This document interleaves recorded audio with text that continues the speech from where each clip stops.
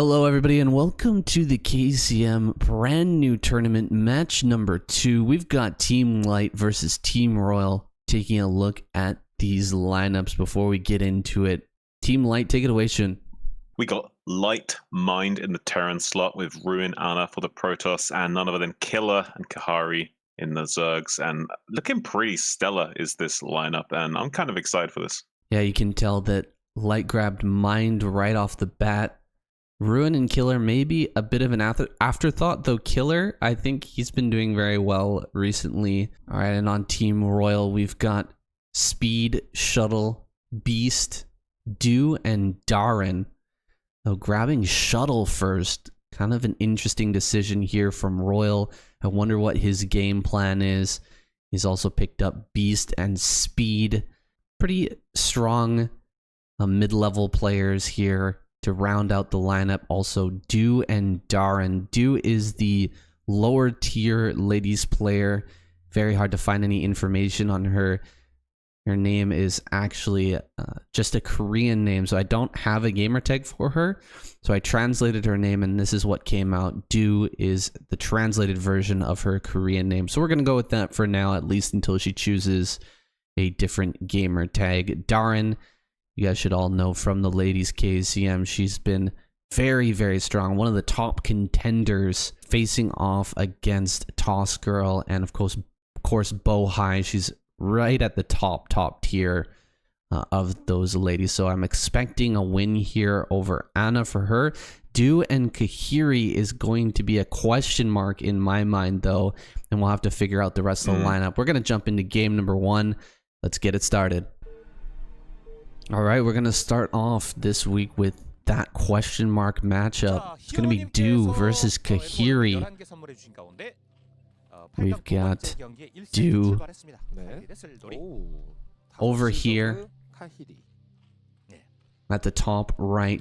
Kahiri down in the bottom right on Polypoid. Have I got that right? I think so. Yes, this is Polypoid. This is a rather big map, some 16 mining bases, definitely a step up over the 12 that you see on some of the other maps, so definitely can provide a very late game. Where those other maps you kind of dry up on these resources quite quickly. But with these mineral high ground peninsulas, kind of does allow for a lot of turtling and kind of dragging out the game and forcing them to trade inefficiently into these high ground areas. So can see a very late game here on this map, but also could be seeing a very quick game, maybe a 9-7-3. We see an in-base pylon from Dew though, so this is going to be a bit interesting take. It's going to be a 1-gate tech straight into fast like Citadel or fast Corsair play, or are we going to see like just a 2-gate in base here? Yeah, that's an interesting older strategy. I watch a Tasteless stream a lot, and he used to do this quite often, the in-base 2-gate.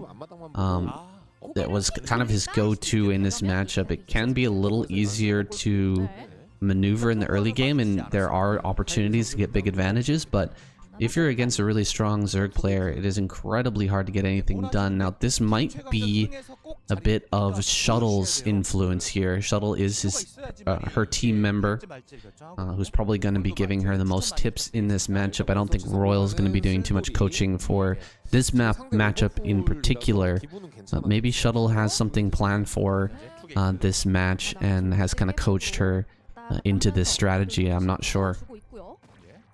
Yeah, well, I think you're very right with that astute observation there, and we do see now Dew blocking this hatchery over and over again. Very annoying and quite diligent with this probe and delaying this hatchery for as long as possible. Kahiri finally getting that down. We did have a drone making its way into the bottom left as well, and now this Overlord's going to be confirming this 2-gateway in the main base right in the nick of time. He has gone for this overpull early game, so we'll have some links out on the field to try and deal with this if there was any kind of aggression. So I don't think Dew's going to really do anything until that very stereotypical 3 Zealot timing that you tend to see when they go for these 2 gateway styles.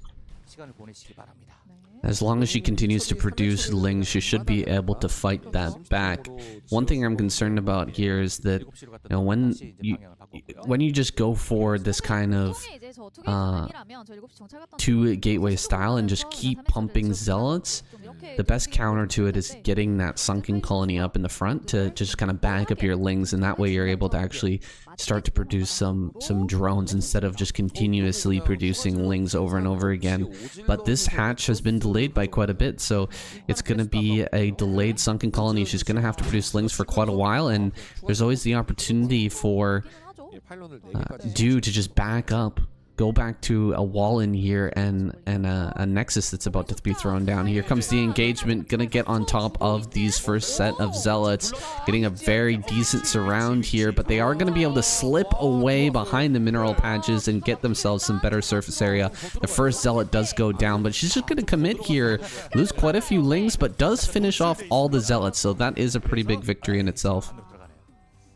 Yeah, getting into that little pocket behind the minerals definitely allows the Zealots to trade so much more efficiently, but not really much of a thorn in Gahiri's side. Does get this third hatchery on the way as a macro hatchery in the natural expansion for safety to like limit the requirement to defend at multiple locations. So everything's been dealt with quite nicely here from Gahiri, and it has not a lot of lava to work with now, and it's going to be making more and more zerglings. But this probe scout from Ju going to be diligently scouting that and has some kind of window to defend this, but not really able to muster many infantry units to defend these zerglings for the time being. So it's going to be a long time for these cannons to get up to be able to defend this choke point. And right now, Gahiri putting a pressure on, trying to get us around on these zealots.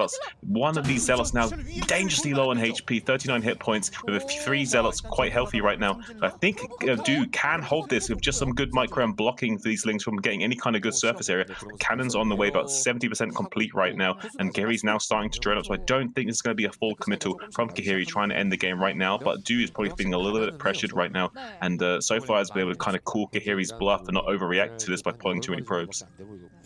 That was a very dicey hold there. I thought that Gahiri was going to go for it and actually end up killing that cannon, but now that the cannon is done, she does kind of stabilize here.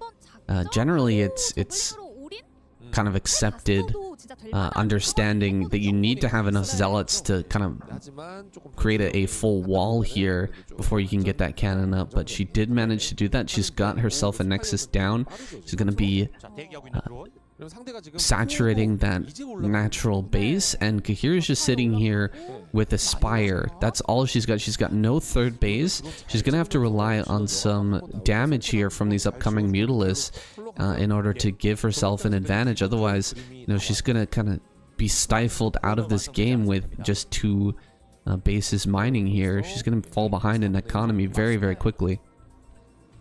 Yeah, she's definitely well behind the economic curve of this game. There's like almost no chance of her catching up in that department for quite some time, even taking a 3rd expansion right now. So instead we see the tech advantage trying to be levied against Du right now. This Spire already on the way, while this Stargate's only just now going up. So with some Corsairs being made early and the Mutalist pressure being applied correctly, maybe Gahiri can just overwhelm Du with a bit of a Ogre Zerg style, using the Scourge to zone out the Corsairs while the Mutalisks ravage the cannons. But with enough cannons being made and Corsair micro being sufficient, Du can hold this. So it's a bit of a gamble from Gahiri going from this, but I do think it's one of the better win percentage odds for her going for.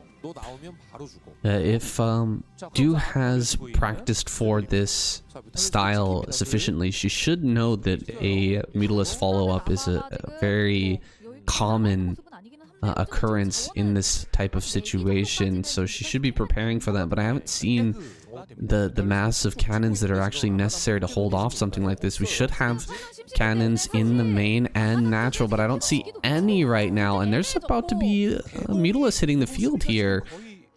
Plenty are on the way right now, and a 3rd base is going to be taken by Gahiri at the same time. I think this is looking good for her. She may end up being able to get like massive damage with these mutas, and even just dive on top of the first Corsair as it pops out. Yeah, Ju ideally needs to push out with these Zealots to create a threat for the Mutas to have to worry about, so there's not enough time for the Mutas to keep getting across the map to do damage in these probe lines. There's no cannons, only just now starting to make these cannons, so Gary can just walk across the map with these units now, get on top of these morphing cannons, and really be a nightmare for Ju to have to be able to deal with that from that time onwards. So right now, though, these Zealots are still just chilling in this choke point, and there's no wall really for them to fall back to and defend either, so worried about Link counterattack, but now these Mutas going to be uncontested and getting across the map, and now coming into the main base. The cannon's not even warped in, saying there's no more Corsairs on the way. I think Kahiri's just done it already. Ju is kind of completely not seen this coming a mile away, and it's just getting completely overwhelmed by these air units in the main base. Zealots now finally making their way across the map to the southern threshold in the bottom right corner, but just a little bit too late. And I think a lot of probes are going to go down soon. Yeah, the second sunken colony here, I love it. She's got great positioning there in the natural to just hold this off. Gonna dive on top of this next cannon. A couple of Scourge come in, do pick off that Corsair as well. Back at home, this is just an impenetrable location here, especially with more Mutas popping out and just killing. Oh god, these are on hold position. Gotta pull those back. Oh, loses a Mutalist for free. Couple of cannons coming up in the main. She cannot allow these cannons to come up. Gonna get a High Templar for free. 2 High Templars go down, but gotta stop these cannons. Stop the cannons before they morph in. Okay, 2 cannons are gonna finish, but that animation time is just a little bit too long. Finally does get that 1 cannon up, so maybe she can stabilize here. Actually, with 1 cannon finishing and some Corsairs popping out, maybe she can actually hang on here for a little bit longer. Yeah, Tahiri can blunder here a little bit if she doesn't able to get these Mutas mobilized carefully. She won't be able to come back into the main base and get the damage done that she was probably looking for. There is some angles of attack she can take. She can get on top of these High Templars and get some double shot volleys off of those. Now needs to dive in and get at least one of these High Templars. Is going to choose to do 1 HP on that little bit of a misfire from that one Mutalist. Unfortunately, does get the 2-shot volley on the other one. But now, because of that missed shot, looks it's like so many. I think 3 or 4 Mutas died there for more or less free, just because of the target fire of the cannons and the fact that it took 1 extra volley to take those High Templars up. But it is a pretty worthwhile trade for her to kill those High Templars in this situation and reduce the storm count while taking expansion. But I do think that she's kind of offering a way of Ju coming back into this game by going for this approach. Looks like we're gonna have a big lurker transition after this, so not continuing with that Mutalist production. She's only got 2 gas, so she really can't afford to make any more Mutas right now while going for this. Spending all that gas on these lurkers, now having a really nice defensive position. I'm surprised she's not going to set this up in front of the Protoss main and just kind of contain Dew here, who, I mean, only has Zealots. That's all she's got. Yeah. She's got a couple of Templars. She's morphed into an Archon. I think she's expecting more air to come out from Kahiri, but Kahiri is completely transitioned now. She's just going to go into a full-on macro game. You can see how many drones she has. She can probably get a pretty decent saturation just on the drones that she's got on these 4 bases that she's taking right now. And we're going to go into a long game with Kahiri just getting upgrades and taking this to probably Hive or later if she wants to. Yeah, and with these lurkers here ravaging the Zealots as they come into the high ground mineral only position, there's so many Zerglings here to buffer as well. Jude's gonna have to turn around and back away. Zerglings even more than enough to clear up most of those Zealots on their own. So Gary's looking very solid, racing ahead in supply right now. 81 supply to 65, which is indicative of a very strong Zergling. With these lurkers in these like real nice positions set up at the 6 o'clock and this middle only, really tough for the Protoss player to come in here and deal with this. Taking the 3rd base as a response is due. Not really much else she can do in this situation. And Zerg from here on could just go into a full battle Zerg mode with 7 to 9 hatchery production, just overwhelm the Protoss player with 3 gases, or could even just go straight into Hive from this position, split the map in half, and just end up annihilating this Protoss player.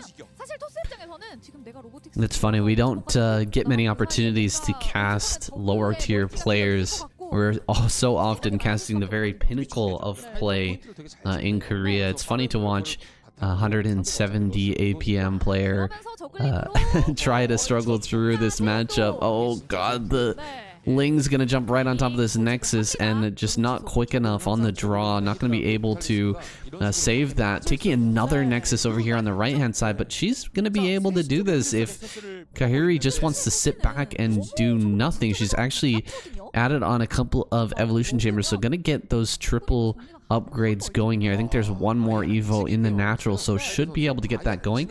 Setting up these defensive positions that are literally unbreakable, but still giving her opponent here an opportunity to maybe come back if she can get 2 more bases up, right? Like, where's the offensive moves with the lurkers? This is so many, and all we've got on the side of Do is like 4 zealots and an Archon. Can't we just run forward and totally cut off the Protoss from taking another base here? You can. I guess the problem for Kahiri right now is she does have a very solid position, though if she does weaken these positions by trying to move out and mobilize some of these lurkers, there is a chance of counterattacks coming in, of zealots pressuring the bases and maybe cracking open some of these positions if there was some kind of mistake. Like, she's trying to simplify and try and guarantee a win as much as possible, and going straight into Hive after identifying the 3rd base from the Protoss player was definitely a wise choice from Kahiri. Kind of getting that tech online is going to be one way of putting the nail in the coffin, being able to get that adrenal upgrades, letting the Zerglings rip through the Protoss army even faster, and going straight into Plague and having that swarm support to break these expansion locations is going to really afford her more or less any tool she needs to get the job done, whilst not really risking losing the game from this position. Now ahead by that almost 25 supply with these 4 bases set up and Hive. I'm really liking Kahiri's position. Of course, yeah, definitely liking Kahiri's position, but let's just take a step back here for a moment. She's managed to get the 3rd and 4th base up and transferred workers to those locations. Is there a way for her to come back here? I feel like just transitioning directly into Reaver might be the right choice. Like, you're never going to be able to win here with a Dragoon push. There's so many lurkers. We're gonna have Defilers out here very, very soon. Look, we've got Lings. They're gonna have Crack upgraded very, very quickly here. Has a lot of cannons on this high ground, but we're gonna need splash damage that's not just storms pretty soon. And I'd love to see her like just admit that we're going to Hive, we're going to late game, and just start that tech already. Just get into Reavers right away and try to get the most unbelievable trades possible. Just try to get as much value out of those units as you can, because the overwhelming swarm is now moving forward, and it's going to be very hard to take this on even footing. Yeah, now that we have so many lurkers available to us, Kahiri is going to be much more comfortable coming out onto the map with these lurkers, but we'll still want to maintain a healthy count of a lurker minefield set up in these high ground positions, just to avoid any kind of counter-attack opportunities, getting on top of her production and then making her fall apart as a result. So we will see a bit of a reserved Kahiri making her way through the middle of the map with these lurker Ling, trying to see if she can find some kind of ability to keep the Protoss player at bay, maybe go for an attack on one of these expansions as the Defiler comes across the map now. If he can get surrounded with this lurker, this Protoss army is going to be huge, big storm coming down on these clumps of lurkers, though. Really nice storms from Ju, but unfortunately most of this army getting caught out of position. Another beautiful storm, though, from Ju. Could start to rip apart the zone, but it doesn't matter. Look at this huge swarm of units coming up from the eastern flank now, making its way downtown, all on top of this mineral-only expansion. Defiler's support just a screen away. Soon there's going to be plagues and swarms littering the screen potentially as well. Loads of overlords here kind of flooding the screen unnecessarily.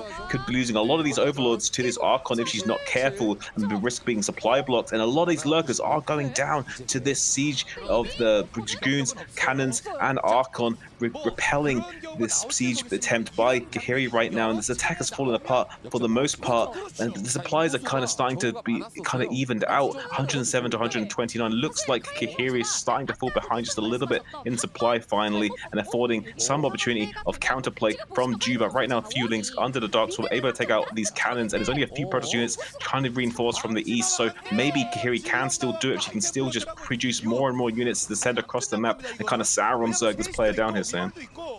Yeah, that Dark Storm was pretty darn late, but eventually it does come through and helps these Lings to break through. We've got a huge bank for Kahiri here. 3,000 minerals ready to go. She's sending out more drones to just take up additional space down there in the bottom left-hand corner. We did see starting to make that transition into Reaver. She was getting there, but it's a little bit too little too late. The 4th base has been picked off, and I mean, she's limping right now in this game. I don't see a single Reaver yet. It's very, very hard to control Reavers in these late game situations, and with just 160 APM, it's very, very difficult to just control your army. So I'm not sure if we're ever going to see those Reavers hit the field. Zealots here are fighting very well and pushing back all of these units, but this is just not the main story here. The main story is we've lost this base, and Kahiri is taking the entirety of the map. Yeah, I mean, the only thing holding Kahiri back is the fact that there's a few really critical storms that are being levied out from Ju to keep those at bay and just annihilate any Zerg swarm of units coming into that position. But right now has lost its 4th base mineral income, so it is a little bit painful for Ju, not able to produce the same kind of quality units that she needs to going forward. And it is sending a little of the Zealot counterattack to his bottom left, but it's not really going to do anything. There's no drones to kill, there's no way the hatchery's going to die, so it's going to be really tough for Jude to make a game of this without it being a struggle. But beautiful plays coming up from Kahiri to make that even more of a nightmare. But the supplies are starting to favor Jude more and more as time progresses, so with some good army control, maybe Jude can somehow make this work. But really, I think Kahiri's still got a great position.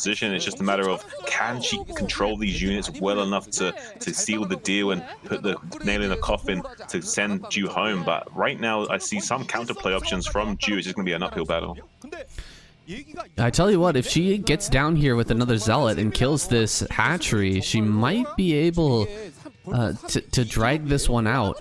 And Kahiri's taken the bases a lot sooner. She's got a huge drone saturation, so you know she is going to mine out a little bit quicker than you might expect. Another great plague goes down here. She's getting a lot of value out of these plagues, but the army is not that big for her right now. She's been sending in just small groups of armies since that one big attack we saw earlier.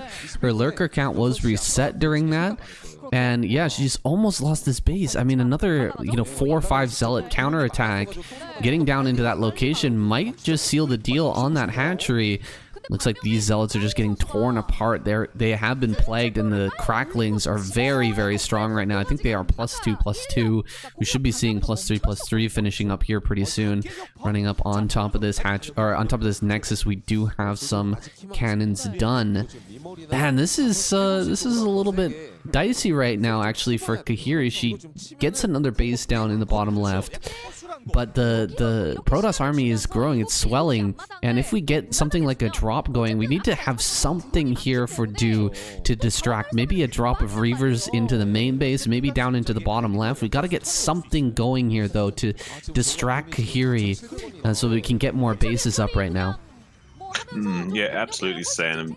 One thing to note, though, is that the Protoss player will try up right now. The main and natural will be mined out, whereas there's a little bit more life in the expansions of Kahiri, but that'll eventually flip again, going back in favor of Ju once those expansions for the Zerg that are less saturated will also become dried up. So there'll be a little moment here where there's not as much income for Ju, but that may change very soon. And Kahiri does have a big bank, though, so we're going to be seeing a lot of Zerglings, despite having maybe some dried up minerals in the next coming minutes. Big Zealot wave coming into the bottom left, though. There is a Nidus and some Lurkers, so I don't think that's really going to necessarily kill the hatchery with good target firing, and these Lings helping. It's going to be close. It's pretty good surface area on that hatchery. I don't know what the hit points are. I don't think she's going to get that, though. And there's a lot of High Templars in this middle ground area. Big, beautiful storms on these clumps of Lings trying to get under the swarm to do something, but only able to take like a couple of these Archons for their efforts. And for the most part, these storms have been well connecting and keeping the supply somewhat in Ju's favor, but right now it's very close. 143 is kind of a tough situation for Ju, though. She's bleeding off so many units. Eventually,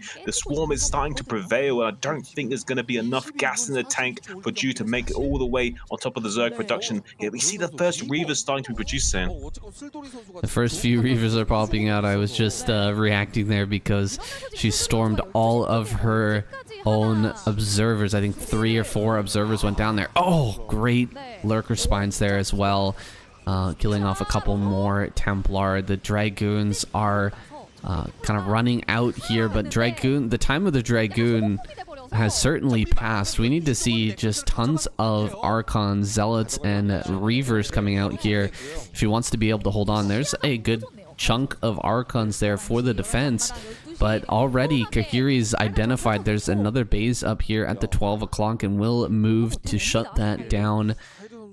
This is becoming a very large game here. This is kind of by the hand of Kahiri. Kahiri has chosen this path here. What are these Zealots doing? Even if they're on hold position, why aren't they attacking right now? That's kind of crazy.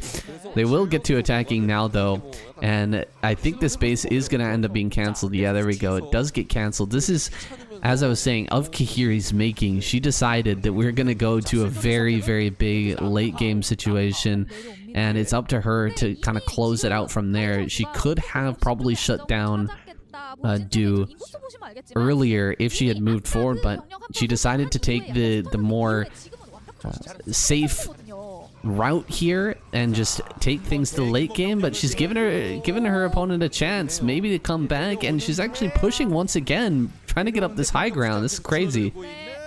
Yeah, this is super crazy, but I think there should be enough links and lurkers coming out now to just swallow up this army. It's kind of unfortunate though, because for a moment here, like, Ju has had a chance to slightly tip the game in her favor, just barely not having the artillery that she needs to break through these formations. Kahiri, kind of a bit of a swarm on the map right now, just needs to be able to macro while executing the unit orders that she needs to overwhelm these Zealot infantry units. It is a little bit tricky as a Zerg player getting all your units together and using the spells while also macroing out of this many hatcheries, but it needs to be done. Right now, though, reinforcements for Ju coming in just in the nick of time to keep the pressure on. Maybe if she can start getting on top of these hatcheries and killing the hatcheries and the units as they're starting to hatch out, maybe something can be done here for Ju. It's going to be an uphill battle, though. Still only 30 supply behind this Zerg player means that the Zerg player is well ahead in army right now, but there is a lot of drones out on the map, so with good army control, maybe so but not able to do so. All these army units just completely melting now. The Protoss infantry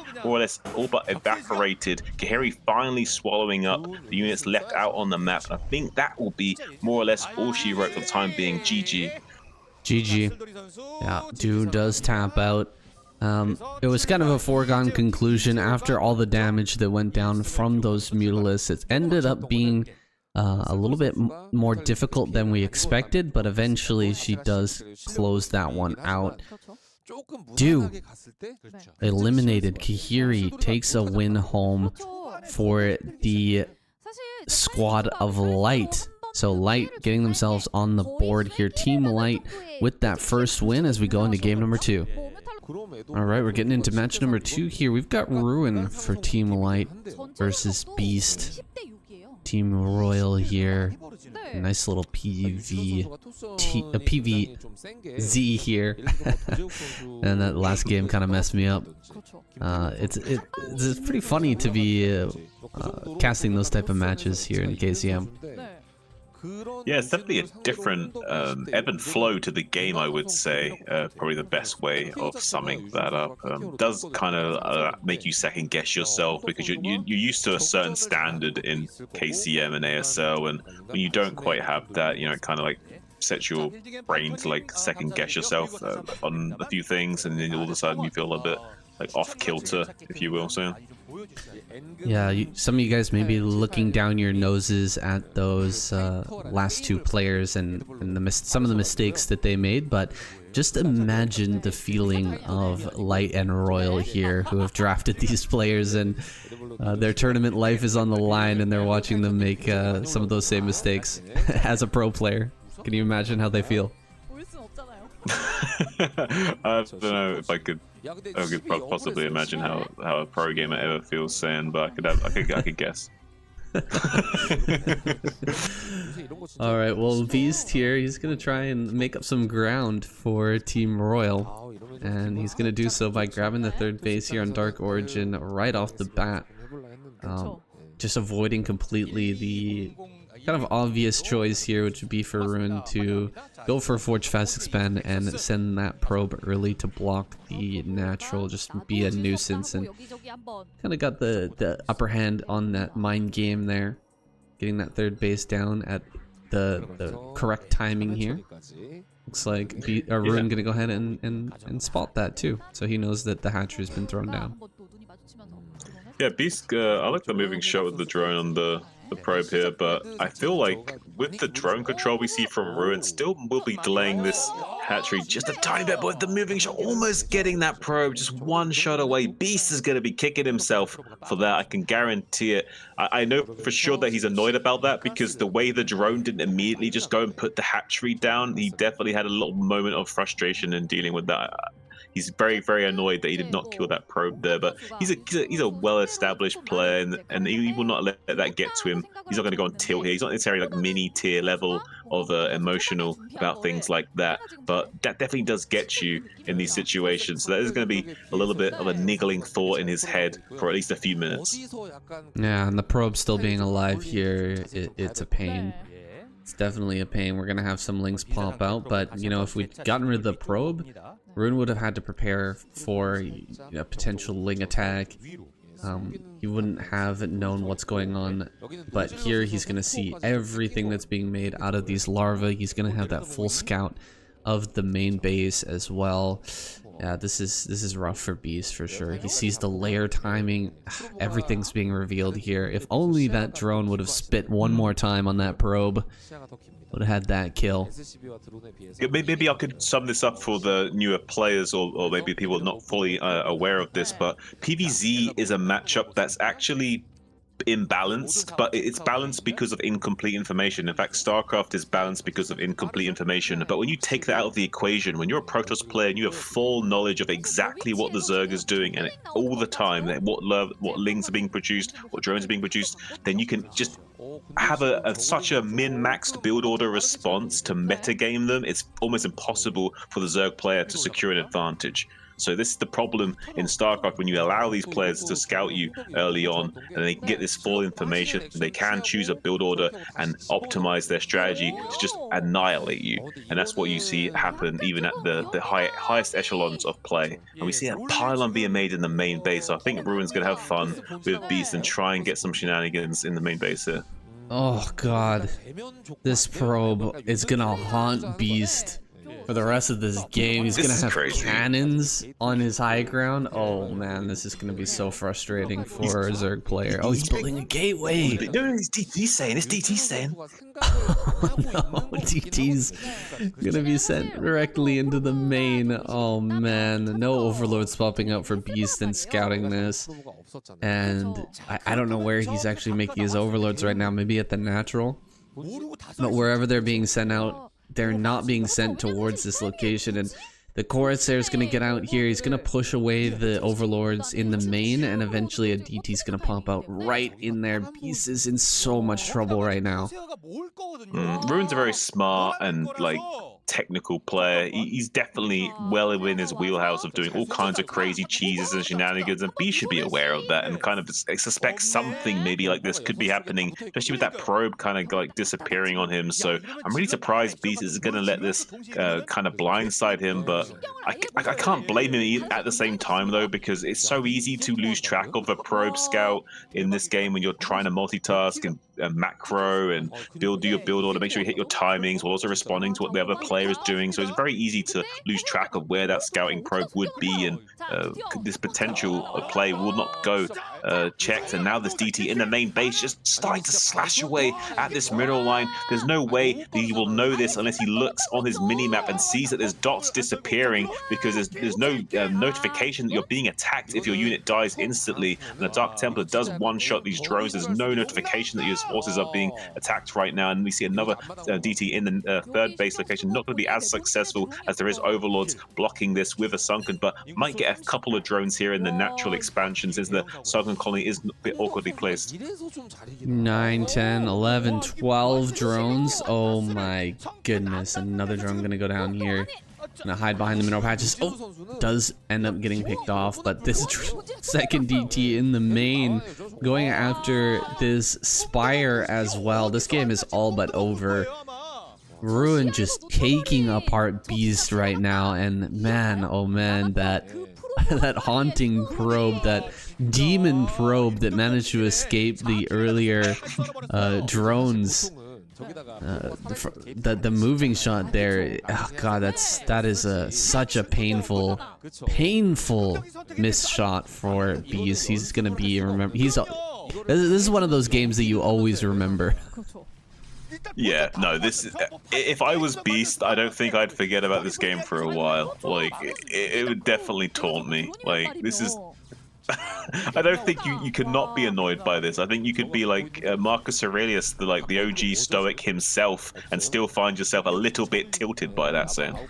Yeah, you find yourself waking up in the middle of the night, cold sweats, remembering the DT, the probe that got away and made a DT in your base.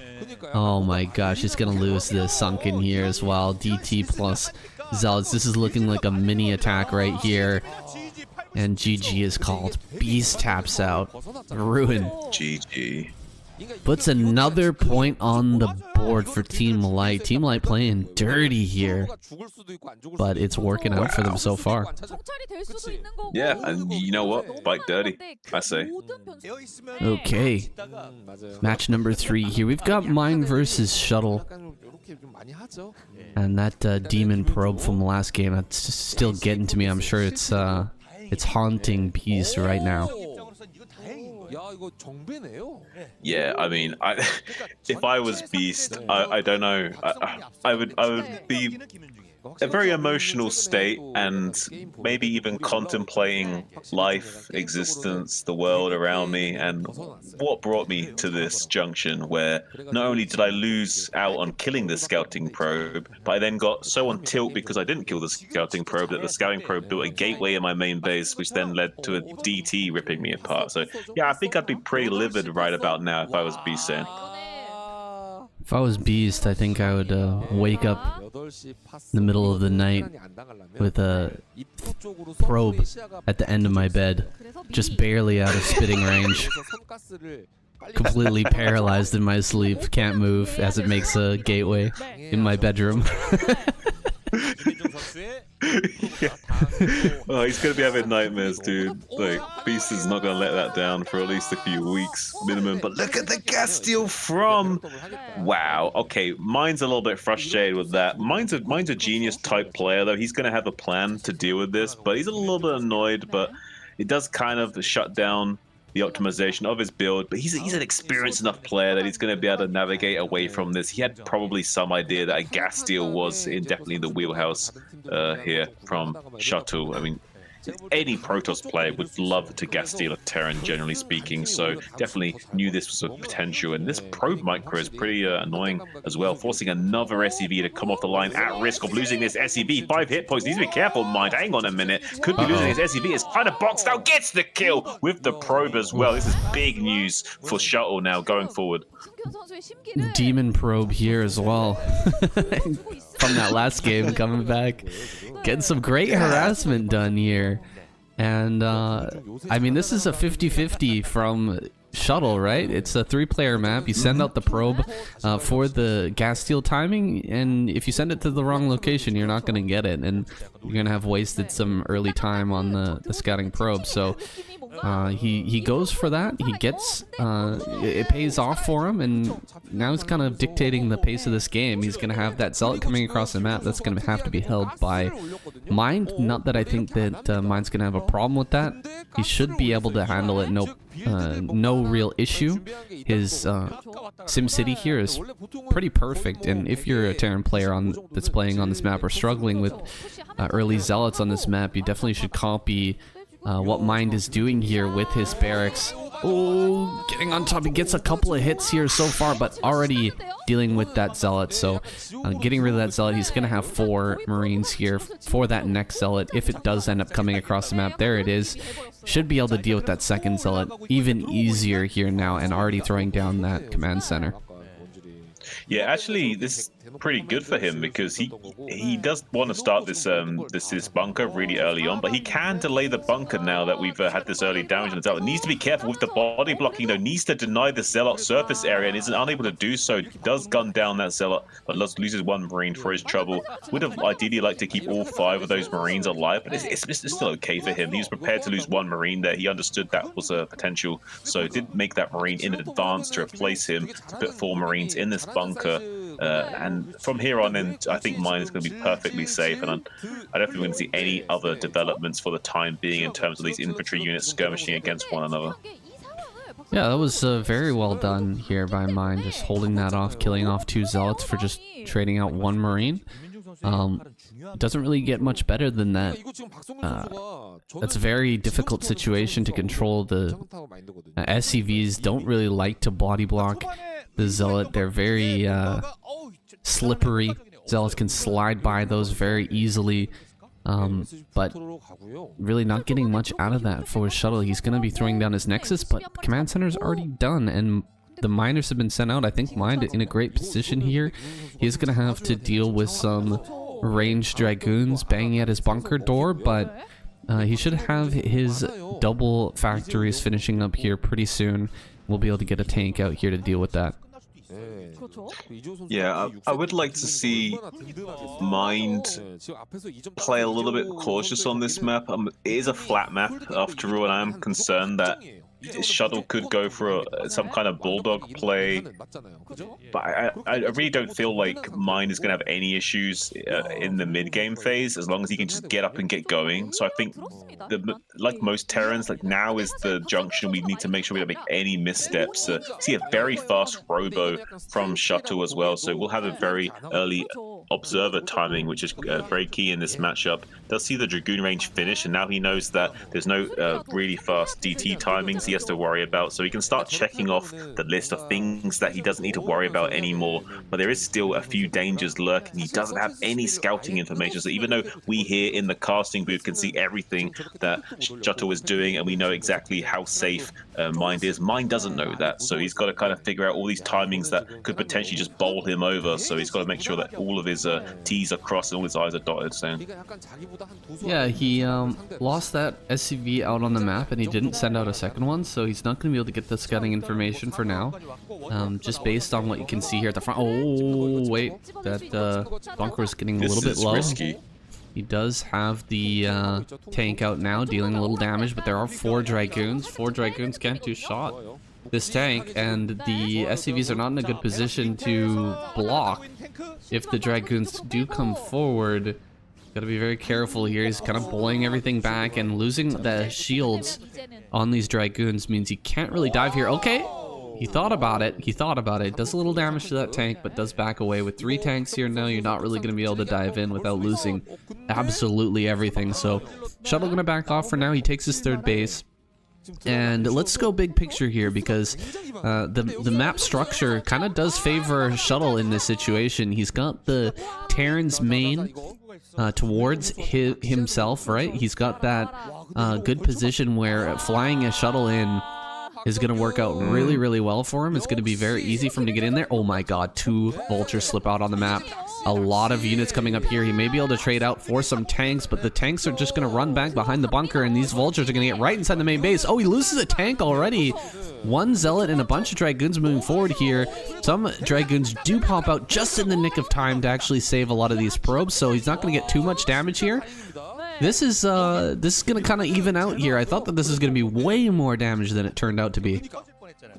Yeah, didn't hardly lose anything there, actually. So I think the supply still kind of suggests that Mine is in a very comfortable position, but didn't really find what we would have liked to have seen from those vultures, getting in such an exposed, vulnerable underbelly of the Protoss and still not able to kind of clutch out the probe kills necessary. There is a probe transfer to the 3rd base right now that will not be intercepted as well. There is nothing here to defend them, though, besides these 2 Dragoons, who will maybe get like 4 or so probes if he target fires, but doesn't want to go go for it, wants to keep these vultures alive instead, but that's a wrong choice because they're going to get intercepted by these other dragoons. So unfortunately for him, I think like he should just dove in there and got some probe kills. But what he is valuing higher now is the scouting information out on the map. So he wants to get that vulture out to this fourth base location, natural third, so that he can keep a mind there to see exactly if the shuttle's going to be taking this fourth base early on or not. But I don't think Mind is going to be able to do much about it, even if he did though. So I think we might see a 3-base big push from Shuttle eventually, but I don't think we're going to be seeing an early fourth. Yeah, it's curious. I guess that Mind is gonna try and push out here with a good chunk of tanks and some Marines, try to put that pressure on. He must have siege mode, and we should have a Reaver popping out here soon, although this is quite a late Reaver. Here comes those tanks. That's a good number of Dragoons. Does he have enough though to hold this off? He hasn't really overextended himself in terms of, you know, getting that really early fourth base, but Mind is going to be pushing forward here with a dedicated push, putting down some turrets. Gonna have to get in here right away with the shuttle, drop Zealots and drag these mines. Okay, dropping the Zealots on top of the tanks here, doing a great job. The Dragoon's gonna run straight forward here, and I think that Mine's just gonna get completely shut down. A lot of Dragoons are getting splattered though. There's 3 tanks left, 2 tanks left. Can he actually finish this and clear this position? Looks like he may just barely be able to. Wow, just barely killing that tank with the last Dragoon shot. We're gonna be able to kill these last few mines and finish off that tank, but all the Dragoons looks like they're gonna end up going down here. The repair not gonna be enough, and these SCVs will be picked off. This push has been held, although with quite a bit of losses here on the side of Shuttle. The tank count has been reset. That is a big problem for Mind right now. Yeah, the tank reset is basically the story that we need to be focusing on here. Is with the lack of tanks available to Mind, it's going to be so much harder defending this third base location while also being able to put on some pressure onto the Protoss player in response. And that means that basically we're going to see a very defensive Mind and only relying on these vultures to skirmish for him and raid around the map and try and get something done. But Shuttle's going to be in the driver's seat from now on. There's not a lot of tanks to defend, so we can just come in here with these shuttles and put a lot of pressure on Mind having to deal with this. And with the Reaver support coming in now, going to be picking up some of these vultures for free as well. And how maybe you deny this third base location would be huge for him. Big scarab shots on these tanks, only 2 tanks remaining as well, and target fires the Mind of the Zealots. Beautiful play from Shuttle, really cost efficient, and these Zealots are slow as well, so getting the most out of the orange here is Shuttle, squeezing all of the juices out of Mind, and Mind is kind of like starting to dehydrate here, saying.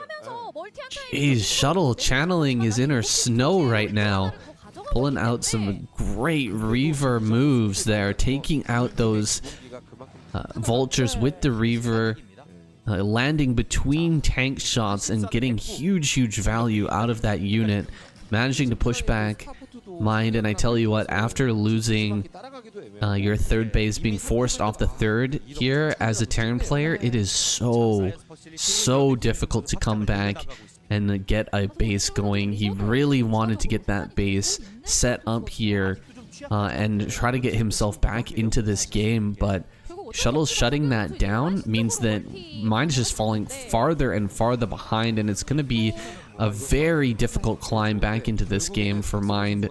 Some good shots there on these Zealots by the Vultures, picking off a few of them, but look at this dismal tank count here. He's trying to sneak a base in the top left, but as soon as Shuttle finds out about that, he should be able to break it with a couple of dropships here.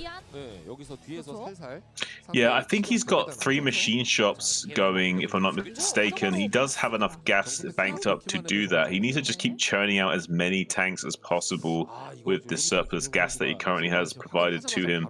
If he can just somehow stabilize in this game and keep this tank count growing, maybe there's some hope of flipping the script on Shuttle later on, but it's going to be a long while in the making. He's got this dropship coming in with 2 siege tanks, trying to make a technical play at the 6 o'clock location Or the vultures coming into support from the north. Maybe he can make something work here. Mines being laid in the wake of the Protoss army coming in to defend. Shuttles being unloaded into the mineral line, though. Going to be able to shut this play down. Not really much damage was dealt during this as well. So right now, Mine really starting to slip behind in this game, and Shuttle racing ahead. Oh no, he had no idea about that base. Oh my gosh. I was about to say he needs to keep those tanks alive, so he picks them up right away, not even gonna take the risk that those are gonna end up being picked off by Reavers or Dragoons, and then flies the dropship right into those cannons. That's so bad. That's so much gas that's been wasted on a, for a Terran that is already behind in the tank count, is already, at a very low tank count. He doesn't have a third gas either. He's just sitting here on 2 gas. Oh my god, 2 shuttles are flying in here. This is what I was talking about earlier, is the positioning of the bases here is such that flying into the main of the Terran is so simple and easy. It's just a straight shot from that 4th base right up here into the main, and he gets a ton of damage here. He's going to get an extra shot off with that Reaver, and both these shuttles are still well and healthy. He's going to drop off here, try to get a big shot on the SCVs. Okay, goes for the vultures first, but 4 vultures get picked off. Gonna go for one more shot here. Nice hit there. He's gonna pick up again. Oh my god, this is getting so much damage right now. It's crazy how much damage is getting done to Mine right now. He's kind of falling apart a little bit. Here comes the shuttle yet again. Drops the Reaver. 17 kills on this Reaver now. Oh my god. That must be 22 kills at least on that Reaver. And there's more SCVs at this 3rd base location, completely undefended, more or less, here saying. So I don't know how many SCVs have died in this game, but I think the number's going to continue to grow until Mine's had enough. And unfortunately for him, I think he's going to be having enough pretty soon, because Shuttle doesn't look like he's in any position in letting off the pressure here. I think he's going to be wanting to keep trying to distract him at the front, and then all of a sudden this Reaver comes in and just decimates the mineral lines. Well, we've got a great defensive position here for Mine, but yeah, he's just lost way too many SCVs at this point. Loses even more. 819 HP shuttle here, gonna fly into the main. As this attack occurs, there's just so many zealots coming forward. They're gonna eat a huge clump of mines, but getting the storms down here on some of these tanks as well. Looks like zealots are gonna get on top of the tanks. The barracks eating so much damage, and these supply depots really gonna buy some time for the tanks to deal their damage. This is so many Dragoons though. 28 kills on this Reaver. Oh my god. Wow, I mean, there's just not much more to say at this point. Shuttle's just completely annihilated Mine, both in execution and currently in the economic and army curve of the game. So right now everything is in Shuttle's court to play for. It's definitely his game to lose from this point on. No matter what Mine will do, it'll be very hard for him to get any kind of advantage or even just equalize in this game. So going to be at least 10 minutes time before Mine finds himself in any kind of potential to win this game. So right now we're going to be seeing Mine trying to get any kind of value with these few vulture units he has out on the map, picking off one of these High Templars, but he's 60 supply down right now. So any mistake from Mine is going to be brutally punished by the Protoss player. Yeah, you can see he's got an idea of what he needs to do for the comeback, and that is take this 4th base, saturate it, and just pray to God that Shuttle doesn't attack right now, and then he's given enough time to remax, or to at least get to 150 supply. You need at least 150 to hold off a 200 supply Protoss, and right now he is way behind that. He's just barely cracking 120 at this point. He's throwing down tons of mines, making sure his position is as kind of scary as possible to try and break through. He wants to discourage Shuttle as much as he can from trying to run through this area, but as long as Shuttle just maxes out here as quickly as possible and runs through this defensive position again, I don't think there's any way that Mine can hold on right now.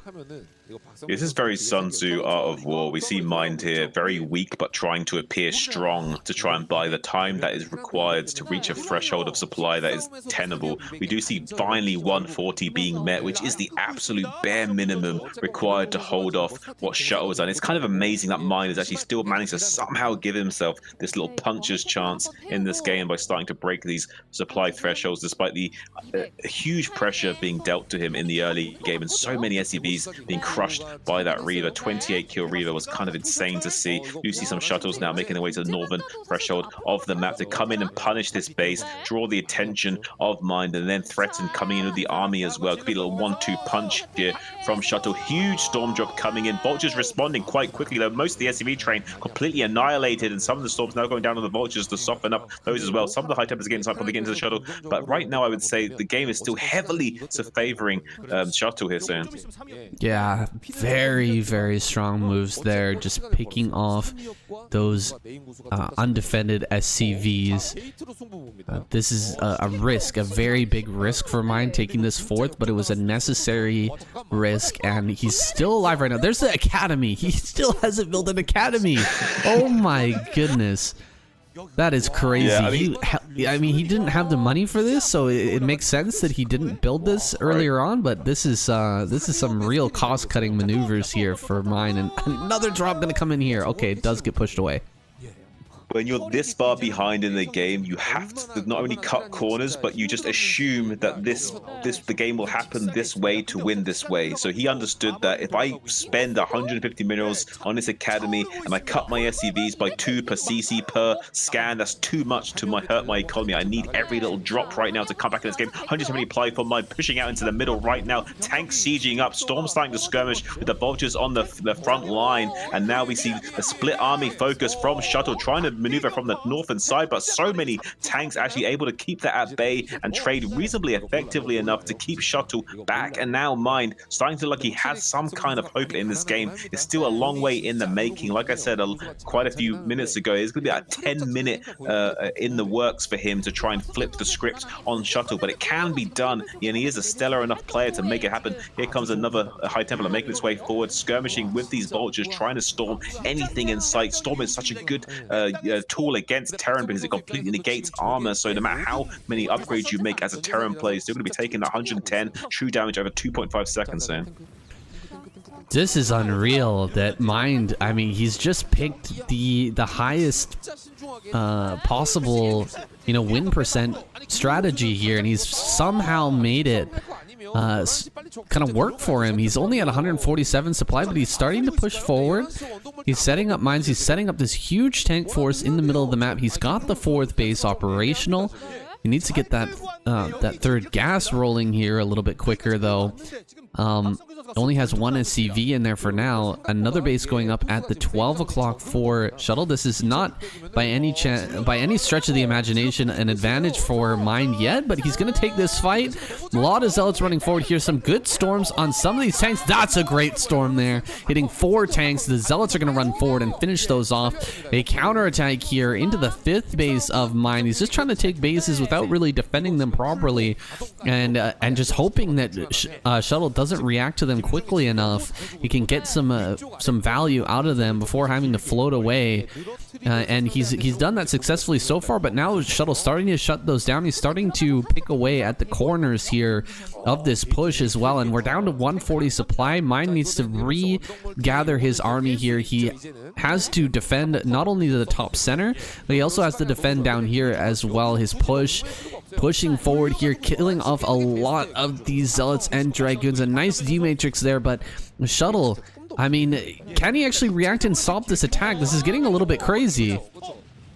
Yeah, there is an opportunity here from Shuttle to use High Templars from the high ground, ferrying them over with the Shuttles, pun intended, to be able to deal with this. But he is losing a lot of these High Templars and Shuttles in the process. So if Mind wants to apply enough of his attention and focus, he can crack open these expansions in the southern threshold and really start to punish Shuttle. Here comes the other 2 Shuttles now trying to buy some time desperately. High Templar come out and storms these units, but not quite enough to clean them up. So Mind's still putting the pressure on, and I'm actually kind of worried for Shuttle, because if Mind can come down in here, he can not only take out this expansion in the bottom left, he can also come down and pressure 6 o'clock, and then also contain the main rally point of the Protoss player. On top of it all, there is currently another rally point being established in the 12 o'clock position. Look at all these gateways, as the observer's now just showing us, and that will allow another form of a line of attack for Shuttle coming down from the north to try and pincer the Terran player. But right now, Mind is threatening the space in the bottom left, and Shuttle's really worried about it because he doesn't want to lose this gas if he can help it.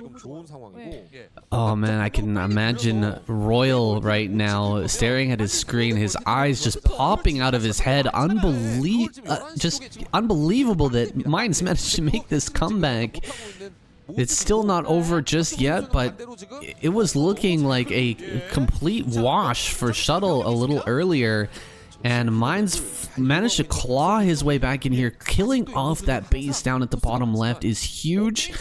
He's also at the same time defended that middle of the map base here in the center left. So he's actually on 5 base right now, and this is a very small map here, Neo Sylphid. There's not a whole lot of other expansions for Shuttle to take. There's only one other third of the map that's already been secured here for Shuttle, but you know, there's not a whole lot of area to run away to and play that sort of nomad Protoss style.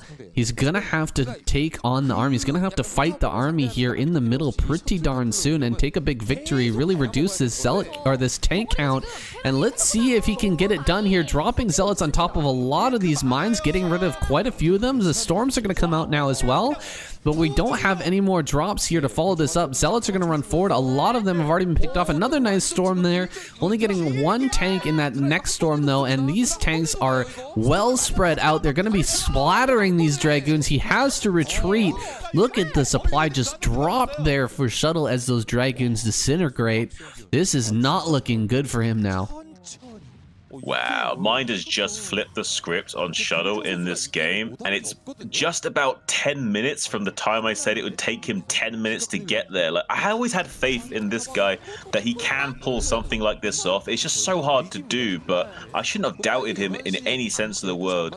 Like, it did look like he was more or less out of the game, but someone of his intellect and caliber and experience and class has somehow managed to navigate his way in this game to a commanding position, splattering these Dragoons in the center of the map. Blue blood everywhere, not necessarily royal blood either. There is another high Templar drop in the big base up here, though, taking out so many SCVs. 9 SCVs went down to that storm, so it is kind of starting to rip apart a little bit of the Terran's economy, which is what you need to do as Protoss right now. Just keep hitting the economy of the Terran player over and over again. And maybe that will be enough to slow down the wind in Mind sails to allow Shuttle to come back again once more. But we see this base being taken out by Mind, and that's going to be a real problem for him now, because this base is almost just mined out anyway, so he's not going to really have much benefit in retaking that, and it's a little bit unfortunate for him that it went down when it did. So yeah, nothing's really going well for Shuttle right now besides some of these drop counter plays killing these SCV trains. It seems like Mind just doesn't care about losing SCVs. He's lost so many SCVs this game, but he's just continued to produce them. His mechanics so solid. I definitely agree with you. This guy, incredibly powerful. I think Light's going to be patting himself on the back for his first choice here, and you know, Royal might be kicking himself. Kind of believing in Shuttle and picking him first is maybe not going to pay off here. The counterattack coming through from Shuttle, this is kind of a desperation move. Get behind this Terran army, maybe get on top of one of these bases and clear that out before taking the next big engagement, while Mind kind of slowly pushes up this high ground, throwing down some storms. This is a great defense from Shuttle, but he's running out of options here. He's running out of units over at that center right area, and he may end up just losing that base and being cut off from his supply line. His supply line down at the main base has been completely shut down. His supply line up at the top center is still open here, but that's like that's all he can do right now is just produce units over there at the 12 o'clock and try to flank this army. Looks like he has pushed away the command center over at the top left, but more tanks kind of splitting off here, realizing that there's a lack of oh god, all the probes gonna go down up here. That's so brutal. These transferring probes just getting massacred, and going on a bit of a rampage. Base trading right now is Shuttle, but another base goes down here for Mind over at the bottom left. This is getting out of control here. I think Shuttle is just about out of this game. Yeah, this base at the 12 o'clock being contained is going to be a real big issue for Shuttle. Basically, the game is over once both rally points are contained and there's no arbiter recalls or anything to really navigate around that. So right now he's in a world of hurt. He does have this little force, this auxiliary infantry over on the western side of the map here that's just taken out that base of Mine. Still kind of roaming around, can make its way to the other side of the map, maybe break out of this contain, but there's so many units for Mind right now. This SCV train barely escaping with its life as well, so not even going to lose those SCVs. So things going really well for Mind presently. And Shuttle's trying to do a lot with a little, but I don't think it's going to be working for him for too much longer in this game here. Ooh, that Shuttle just barely lives there. It does have an Archon and a Templar inside of it, so maybe he can come back in, get a little bit more damage. But yeah, the SCVs are very, very low HP right now. Maybe that Archon getting dropped off might be able to do a lot because of those softened SCVs. But where is Mind actually mining right now, right? He's got just that middle base. One middle base there, and that is a very low money base. It doesn't have a lot of resources, and he's mining at this one down here, which is also running out of resources. If Shuttle can shut that down a couple more times, stop that from mining. Oh, he drops off the Archon there. It does get picked off. A Wraith has finally been produced just to get rid of those speed shuttles threatening his mineral lines. And yeah, if he can shut that down, just got to send in a couple more shuttles to shut down that mining. Maybe there's a shot here for Shuttle. We can't count him out just yet. It is looking very, very dire, though. Yeah, he is. Mine is actually ahead in mining with that base, but with the pressure from the Protoss player, may be able to keep. Sorry, what? EMP, brutal EMP there, hit like 4 or 5 Templar. Oh wow. Oh, that's so actually painful. a big deal. That's so painful. If it actually did connect all of the Templars, that might be GG actually, because like he needs a lot of storm to actually even fight what Mine has got right now. Every little helps. So if he doesn't nail his storms and does this counterattack successfully, as we see the shuttles flying in right now, he needs to kill all of these SCVs to make any kind of comeback hope a reality. He does kill most of them. It's looking pretty good for him, but now he needs to hold off this impossible hold against these clump of siege tanks. Without double storming these clump of siege tanks, there's no way he can break through this. So Mind is going to contain this base in the 12 o'clock eventually, and that's going to be the nail in the coffin that's going to finally get the win for the Terran player and shut out this Protoss from the game. But I think it's kind of crazy when you think about what Mind has done to come back in this game, but he's been very methodical about it, and there's no real mystery here. It's just very well executed play from him, and despite these counterattacks and all these SCVs dying, his macro is...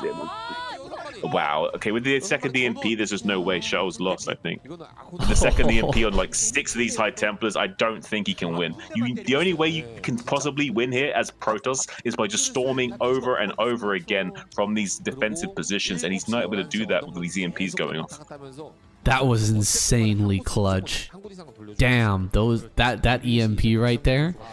So good. 6 Templar with 1 EMP. It's hard to get better value than that out of your science vessel, but Mind, I think he's managed to do it. We don't get the storm here over at the center base. We have mining in the top left for Mind. We've got mining in the bottom left. He's shown throughout this game he's absolutely capable of remaking SCVs over and over again to keep his mining going. Another drop here, not getting any kills for that drop, that Templar attack. He's gonna bring the SCVs back here and continue to mine. Oh, all the Dragoons go down on the right-hand side as well. Everything is contained. Well, actually, there's a little bit of space here to move out from the main base, so I guess not quite contained at that location. There are a few Archons here for the defense. You know it's getting desperate when there's Archons being used for the defense, though. Yeah, I'm not sure what really Shuttle can do from here, though, saying, I mean, we're completely boxed in. There is some room to maneuver on this southern flank, but look at this just standing army of tanks for Shuttle to have to contend with. Eventually, he's got to fight that head on. He doesn't have any kind of arbiter support or mass shuttles, so these sort of like poor man recalls into these bases to avoid the main threat of the army. So eventually, Mind is going to checkmate him with this army, I believe. We do see now Mind finally starting to get a GG finally called from Shuttle. Wow, these EMPs were insane this game.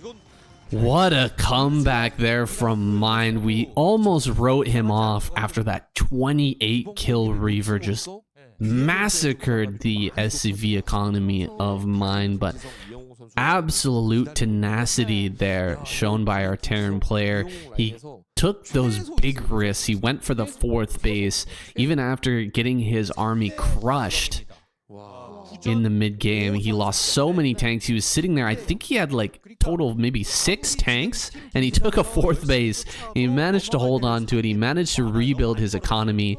He cut the corners necessary and took down Shuttle in this game, giving his team a 3-0 lead. This might be a really quick week here, Shun, or this might be a quick matchup here between Royal and Light. I mean, it's looking like that. Yeah, hopefully we're gonna have a bit of a comeback here from Royal. I think he might be coming out next. If not, I mean, this is gonna be crazy fast. Whew, all right, set number 4 here. It's gonna be Darren versus Anna.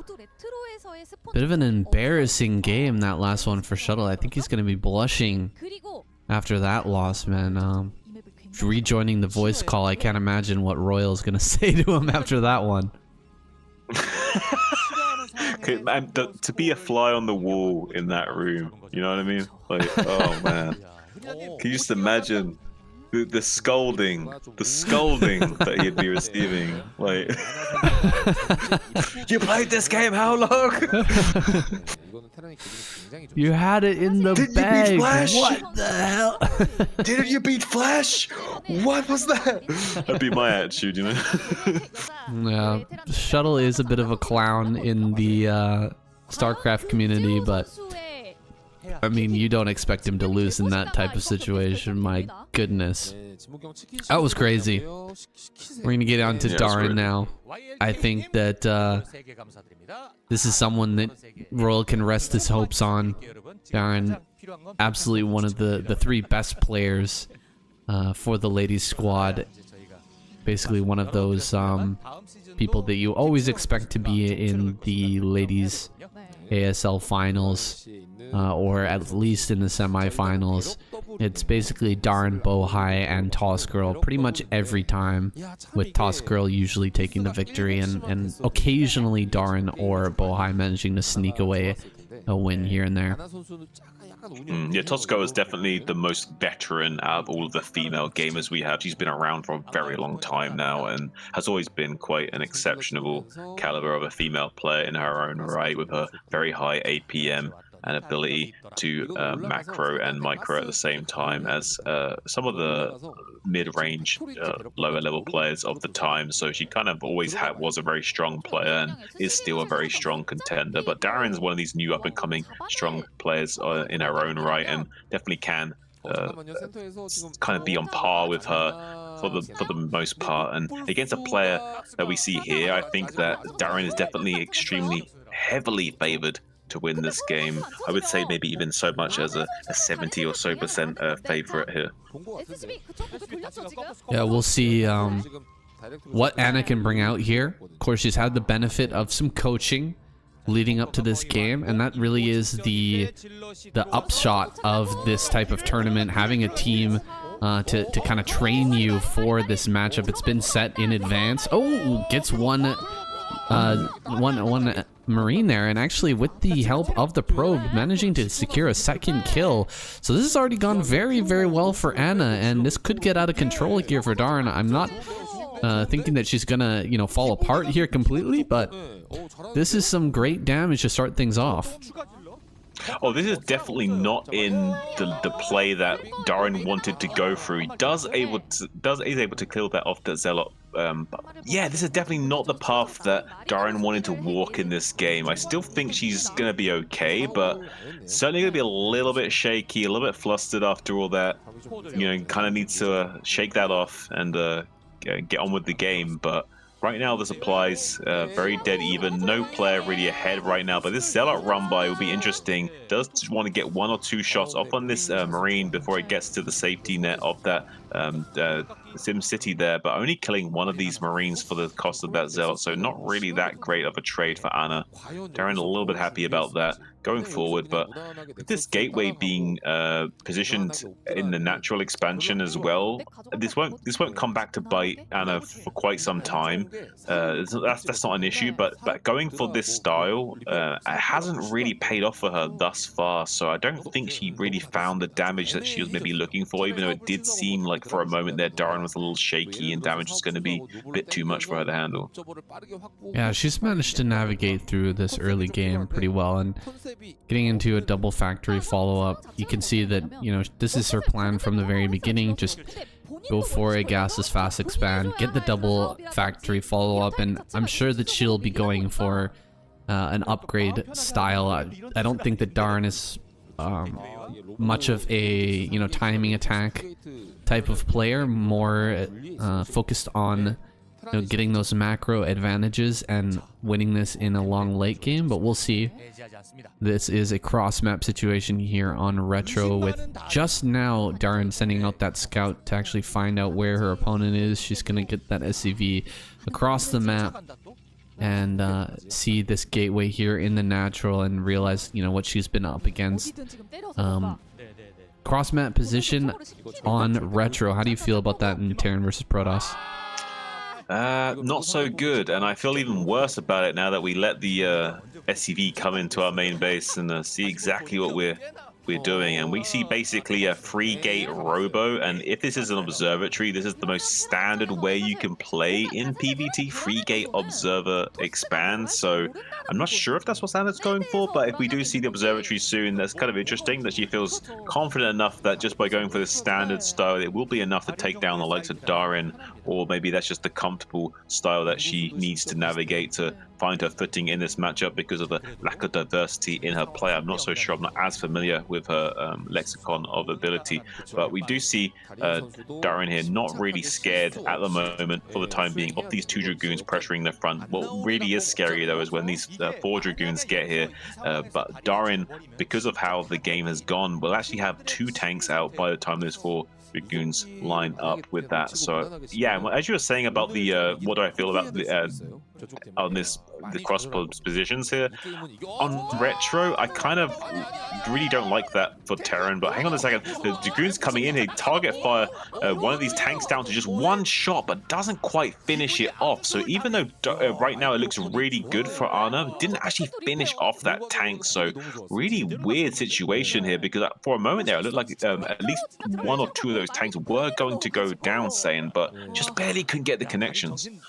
Yeah, this is indicative of the skill gap between these 2 players. You can see Anna had the opportunity to snipe maybe even 2 tanks there. That was kind of a crazy move out from Darren to just try and push with, you know, just a few Marines and a couple tanks, no mines in front of that at all, and 4 Dragoons sitting right there in front of the natural. She should have been able to just quickly 2-shot a couple of those tanks and then, you know, maybe lose a few Dragoons, but really reset that tank count and disallow any early push here. But she really stuttered with those Dragoons, not getting the shots off that she needed.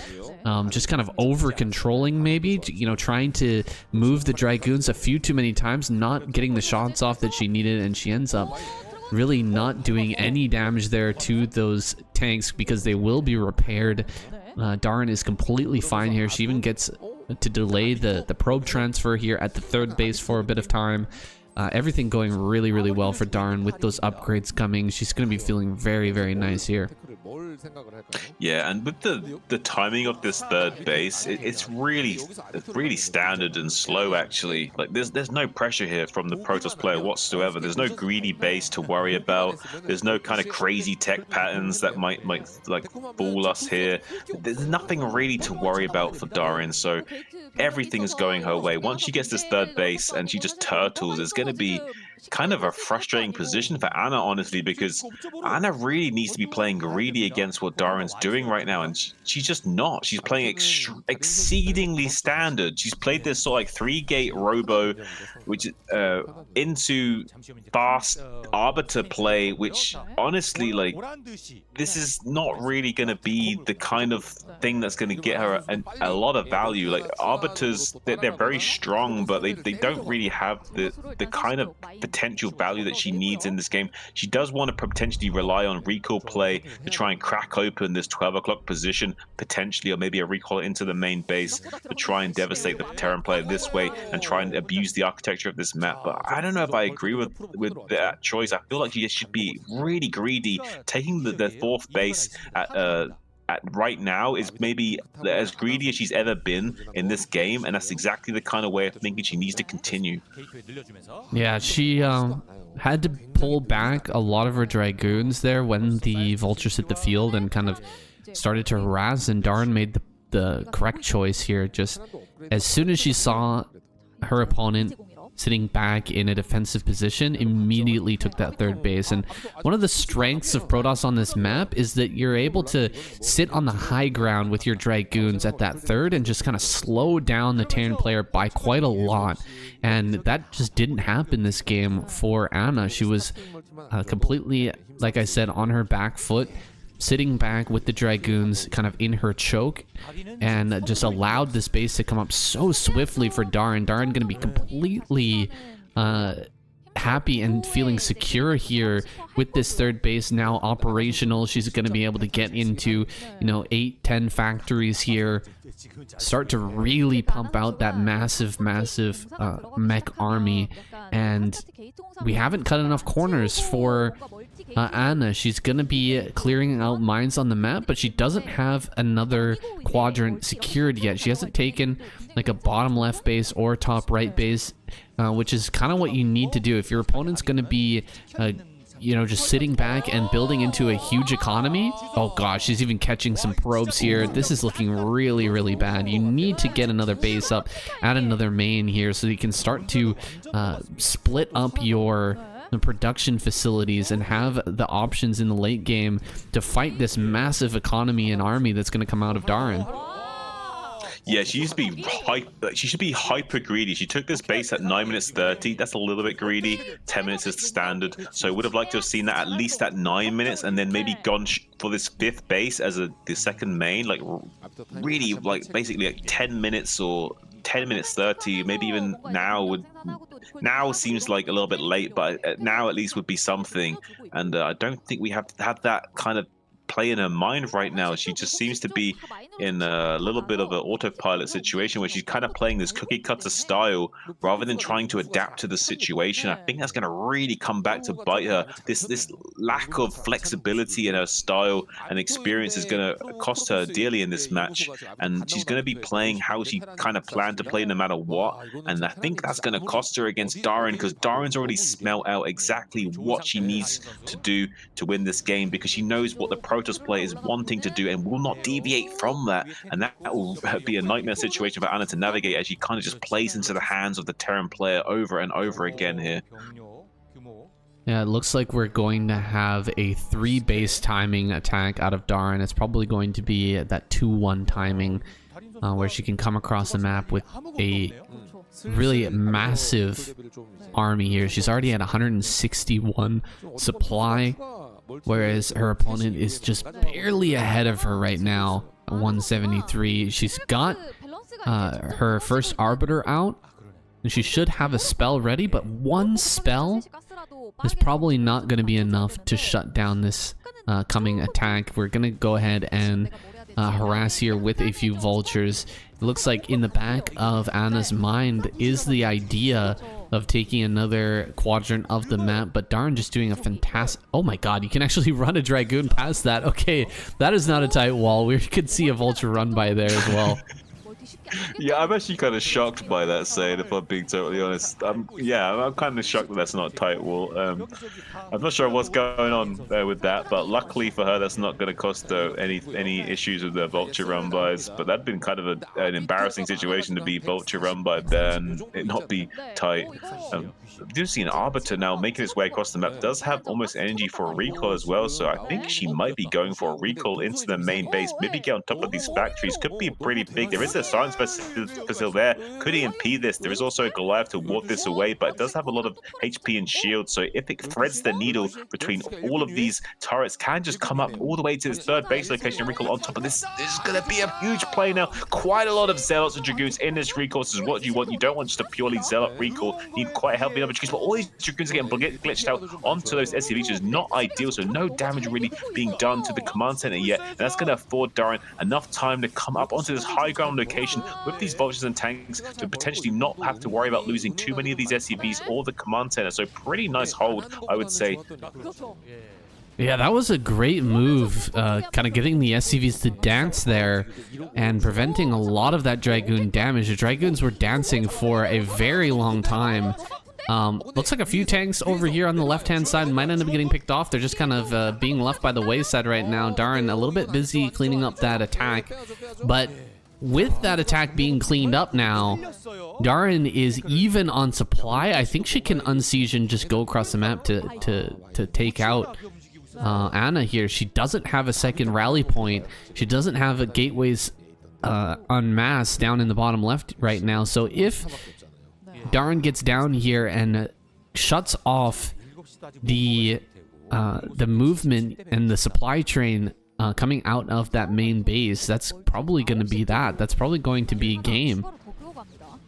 Yeah, I mean, I think what's interesting is that Darren can also, if she so choose, expand behind that as well. As she pushes down the vertical axis, can also take this 9 o'clock base and eventually even the bottom left quadrant and split the map vertically rather than horizontally. Right now, she is on the path to expanding horizontally and taking this top right quadrant because of the 12 o'clock location, but that's going to change soon. She's now going to take the 9 o'clock instead and come down on the vertical axis. But look at this big train of units coming in. Look at there's so many tanks in this back line though, and without storms to deal with this, the stasis might be enough to help clutch this position, but I don't think actually there's enough Terran siege tanks left on ice to deal with this, and I think actually Darren might lose a majority of these units if the Anna wanted to press the issue here, but there's not quite a good enough surface area to get on top of those siege tanks. That army was getting a little bit stacked on top of itself and not really fighting optimally there as it pushed through that kind of strange choke that around that kind of water area. A lot of the units kind of got bugged on top of each other. We're taking massive splash damage from the tanks. It's very hard in those situations to move your units effectively to get them into a good arc, but I think had Anna moved, a bit more of her Dragoons over to the left-hand side and come in sweeping in an arc, she may have been able to finish off all those tanks there and just kind of leave the tanks down in the center left on a bit of an island and kind of contain the Terran in that case. But Darren takes another nice fight. She's ahead in supply right now. She's got the 4th base up. This is looking really optimal right now for Darren. She can even come down here towards the bottom left. There's really not that many defenses. We are starting to get some extra gateways over in that location. So eventually there will be another rally coming from the bottom left, but it's not quite there yet. There we go. We've got quite a few more gateways coming up here. So eventually that is going to come online, but is it too little too late? I think we've already got +3. Yeah, +3, +2 is done. This army is just about unstoppable now. Yeah, I don't know if there is going to be enough for Anna to fight against this huge Terran army. There is an opportunity though for recall counterattacks in these expansion areas or storm drops to really start to cripple the economy and the production capability of the Terran player once they start to move out across the maps. We may see a big play here from Anna trying to recall onto 9 o'clock or into the main base of the Terran player, trying to get something done while all the chaos is amounting, and maybe then able to somehow get a technical win by crushing all of the Terran factories, for example, and completely decimating the production facilities. There is a few things that can be done here, but so far it's looking pretty bleak. Darren also shutting down the probe in the top right quadrant as well. Delaying this base being set up is actually quite a big deal at this junction, because it's going to be a long time before another probe gets up there and it's able to set up the nexus and set up the gateways required to get that trifecta trilogy of these big gateway rally points that can just come from all sides of the map to flank and pincer the Terran positions in the open ground. And without that, it's going to be very difficult to fight the Terran player head on once they start to get going and contain all these rally points and start to squeeze you out of the game. So looking right now, Anna has a little opportunity here to come into the 12th position, but there's just so many tanks in his backline that she should think better of it and back away, and she does start to retreat from there. But I don't really know how she's going to get anything done without using storm drops or recalls. So right now, most of this jostling for position with this infantry is going to be all for naught. Yeah, I think that that attack was just Anna trying to throw away a few units. She had a lot of zealots there ready, and was completely maxed out. So I think she just wanted to free up a little supply in order to start some more arbiters in production, maybe some more Templar as well, because these zealots are really not going to trade very well against this +3/+2 army here, this mech army of Darren. Might as well trade them out for some more high-tech units. She's got a lot of gas banked up. She has a ton of production. She can always remake those zealots later, so I kind of like that move. But is it gonna end up panning out for her? She needs to get these high-tech units out on the field. She's got like 1 or 2 arbiters ready with some energy. Oh, big EMP just barely misses there. We've got some hallucinated arbiters gonna be sent in. Oh, she does pick off one of the oh god, that's a great storm as well. There we go. She does pick off one of the science vessels there and gets a great stasis. So just kind of slowing this army down. Needs to get everything together to take out this attack. Darren pushing forward. Are we gonna go for a recall? Okay, we've got 1 arbiter with no energy here. Gonna push forward, try to force the Dragoons right on top of these tanks. Dragoons coming in. Oh, what is going on here? That was some rough attacking. Oh, great recall. Tons of zealots on top of these tanks. That was actually a good move. Now this is getting kind of crazy. Yeah, the original plan was to 1-2 punch with the recall, with the zealots, but it's just a little bit of a synchronization issue there, I think, as well. That's why it looked a little bit wonky, but the idea was actually really good with the recall on top of the tanks. It's just the execution just wasn't quite there for Anna. So the ideas are actually pretty good here, but just the execution is just a little bit lackluster. Vulture's also intercepting these probes on the way to the northeast as well, so kind of a little bit unfortunate for Anna. They're losing a little bit of the might of that economy, but it's not going to matter too much for too long as these cannons start to take all these siege tank fire.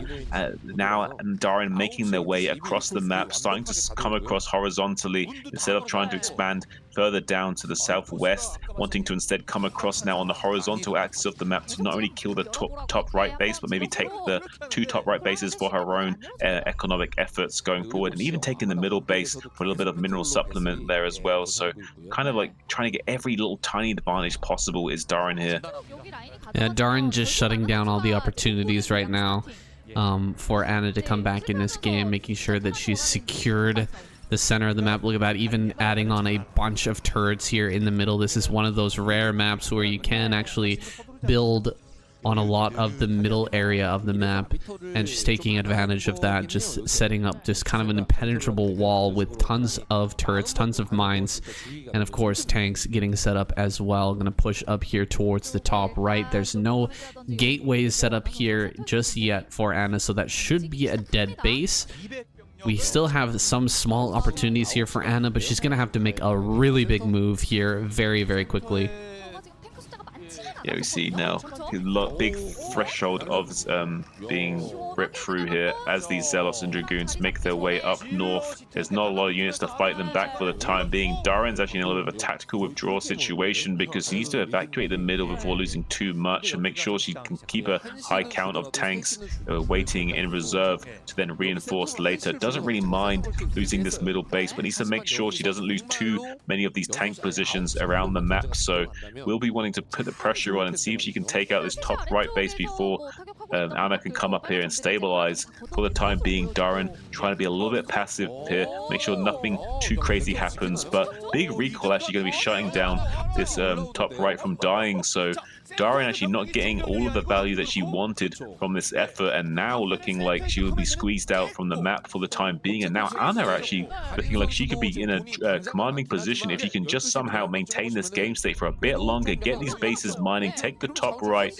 and deny the Terran player coming out on the map again. If the 12 o'clock becomes mined out soon, Darren's going to be reduced to basically to one base economy up against Protoss, which will be sitting happy at about 4 or 5. So really actually could be a bad news bears situation for Darren going forward here, Sam. Darren's got 5,000 minerals in the bank, 3,000 gas as well. So quite the bank here for Darren. She's got also a lot of units over in the center left. I guess she was expecting recalls to come through in that area. Okay, that's not the greatest stasis there that I've ever seen, but more stasis are going to come through.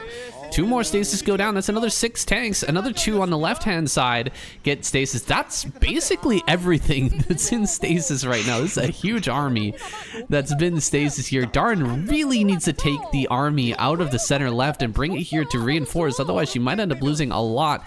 Bringing forward some of these tanks, but her supply is dropping. Still at 160, but all those units at the center left are just kind of sitting idle here, not really helping out. And Anna's getting a lot of value out of this army. Yeah, there's no way that she should be trading as effectively as she has been, especially with the units getting clumped up early like they did.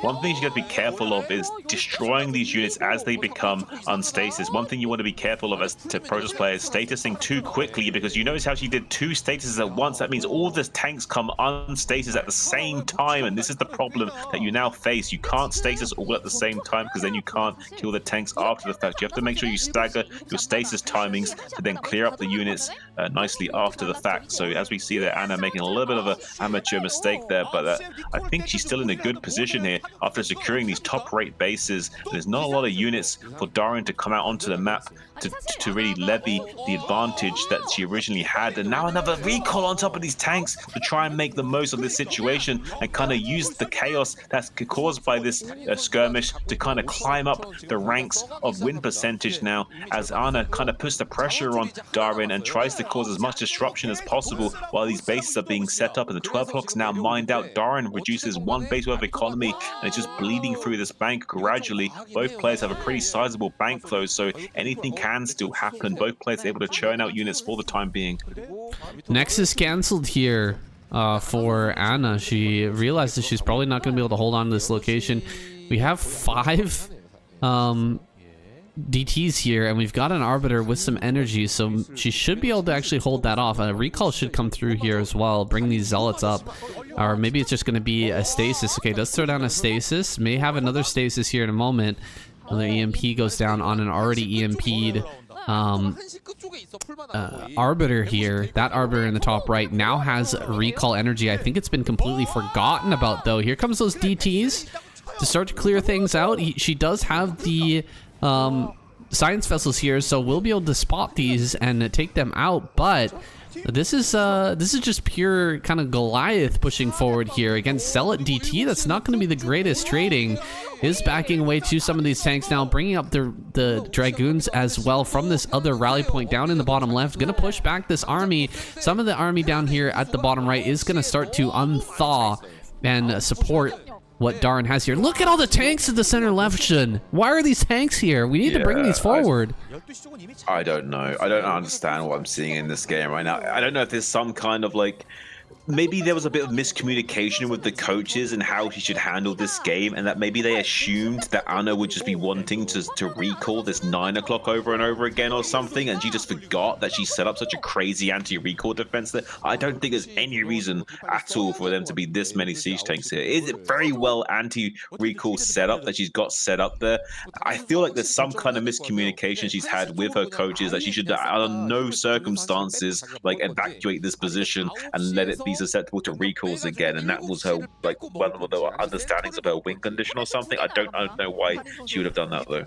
Seems like a mental block here, but she's coming forward. Her army is just way smaller than it should be at 179 supplies. She should have way more than this, but she is still going to be able to push things back. She's going to get this Arbiter as well, so that's a great move. She's going to be able to secure, I think, mining here in the middle, but she's left the top right kind of to Anna. Anna's going to be able to get some more probes up to that location, continue to mine up there. She's not really mined much of those minerals though yet, so that is still a potential for Darren to take later on. It's not like that's going to completely mine out before she has an opportunity to push that area, but this is still giving Anna a great opportunity here. We're about to mine out in the center left, and there's still like 9 tanks defending this location. That's crazy to me. Oh no, it's pretty bizarre. She is now taking the middle, so there is still some life left here for her, but she's taking a bit of a time to get that mining as well. So it's really suboptimal for Darin going forward. I feel like she's kind of crumbled mentally under just the weight of the game not going as expected, and her game plan maybe not quite just panning out how she anticipated. She doesn't have that flexibility in her cognitive resources right now to just thread the needle and navigate through this. She has all the tools that she needs to win, but she's at the moment kind of like having a little bit of a fussy situation. But Anna has been all her army has been clumping up a lot this game though, so if Darin could just get her siege tanks in a better position, I feel like she'd be crushing these Protoss armies. There's a lot of siege tanks hiding in the back row of this center location, so there's no way Anna should be attacking into this right now, and instead should be trying to consolidate her forces elsewhere in the northeast quadrant to stop this base from going down, get these bases continuously mining, building up her bank and building up another rally point in the top right as well, so she's got even more units that can come down from the other side of the map. And look at all these idle SCVs not mining in the center. It's going to cost Darin huge right now. No money's really coming in, save for a few half dozen or so SCVs mining, and there's so many idle on that left side base. We've got a scout out here. Kind of funny that Anna has decided to produce a scout right now. It seems a little crazy, but maybe she can use it to attack, I don't know, a couple of science vessels or something like that. Looks like finally we do have these tanks moving out. So she's realized that leaving these tanks in the center left is not going to be a good idea here. There's so many arbiters out right now. There's so many arbiters.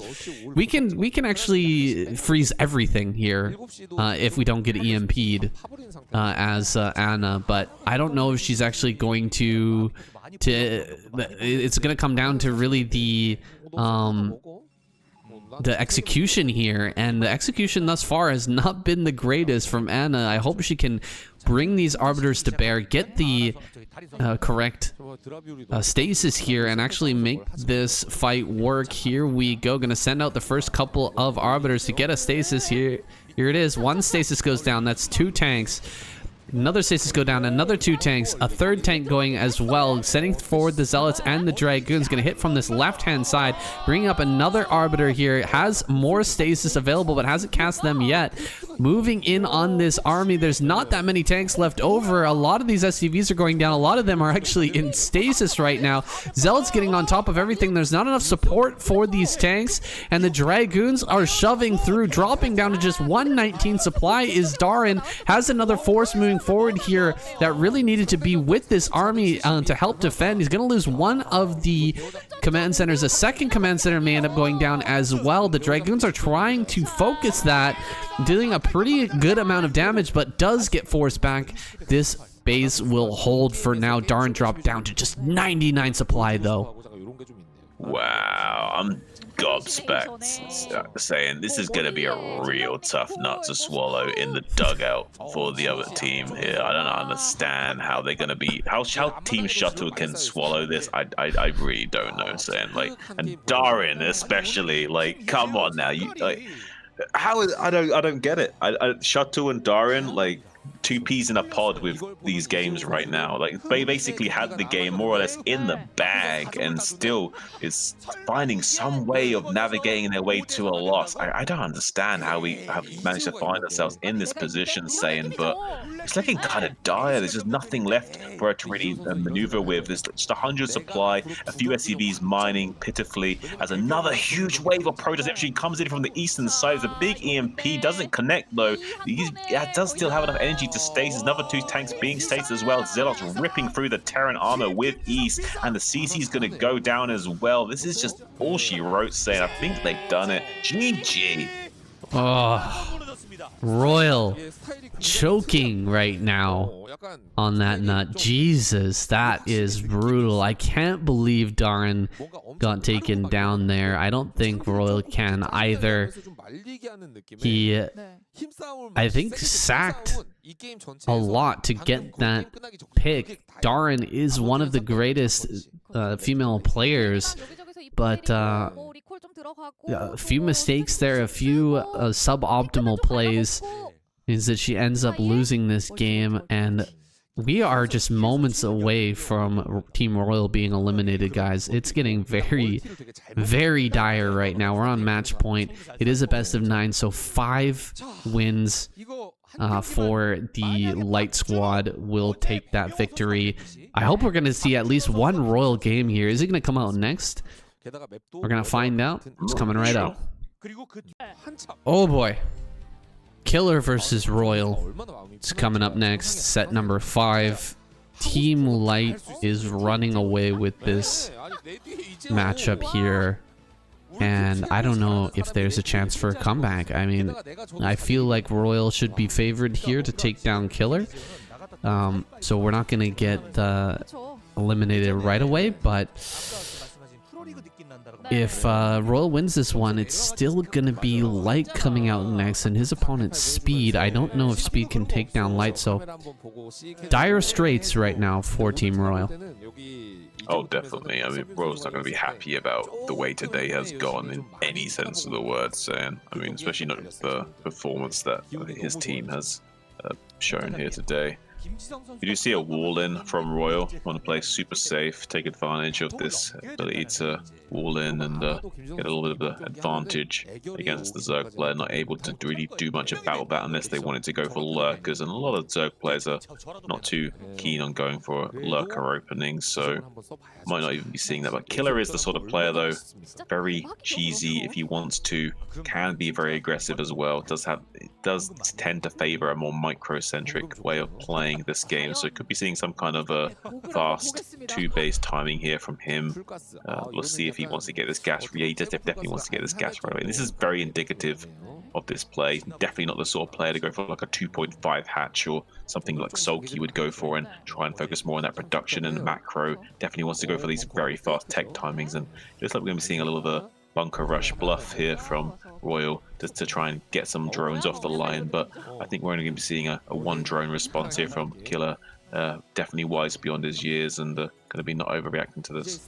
Yeah, he's got the Overlord out in front of Royal's natural here. He hasn't seen the barracks yet. The barracks is not blinking, so once he sees that, he's going to know 100%, but he's made the right choice. Just harassing this SCV a little bit with the 1 single drone and not overreacting, going to be the right choice. Gas here on the way for Royal after that command center, and he's going to be feeling really good about the wall-in that he's got here, the defensive position that he has against this. He's got double supply depot at the front, the barracks here, starting the Marine at a very late timing, just as the firstlings are getting produced. So he is basically cut every corner in getting this quick command center out, and he's going to be getting into exactly the type of game that he wants to play. So I really like the game plan here from Royal, and the The positioning didn't hurt at all. Getting that top left-hand corner spot here on Invader definitely seems to give you an advantage as a Terran player when you can get this wall out, such as this. Yeah, well, let's be honest, saying this wall is so OP unless they do just go for like a fast pull and kill you, right? Like if they do go for a fast pull, it's really unfortunate. You just kind of have to like say, okay, you got me, kind of thing. But yeah, if you can get a way of getting this wall, like why wouldn't you? Like look how good this wall is. It's basically like a one gap wall where you can just block that with a Marine or an SCV. It's very nice surface area to work with here, and very easy to actually build and execute this wall in without any kind of risk from, like, say, the drone killing the barracks or the barracks SCV or something, because the barracks is really awkwardly placed. It's very tucked in. It's very easy to defend this wall in. So I do like it a lot. The only thing I think would crush it is maybe some kind of like 2-hatch lurker timing that maybe the Terran player wasn't really suspecting of, because there's not really a lot of room to build bunkers and turrets behind this wall in.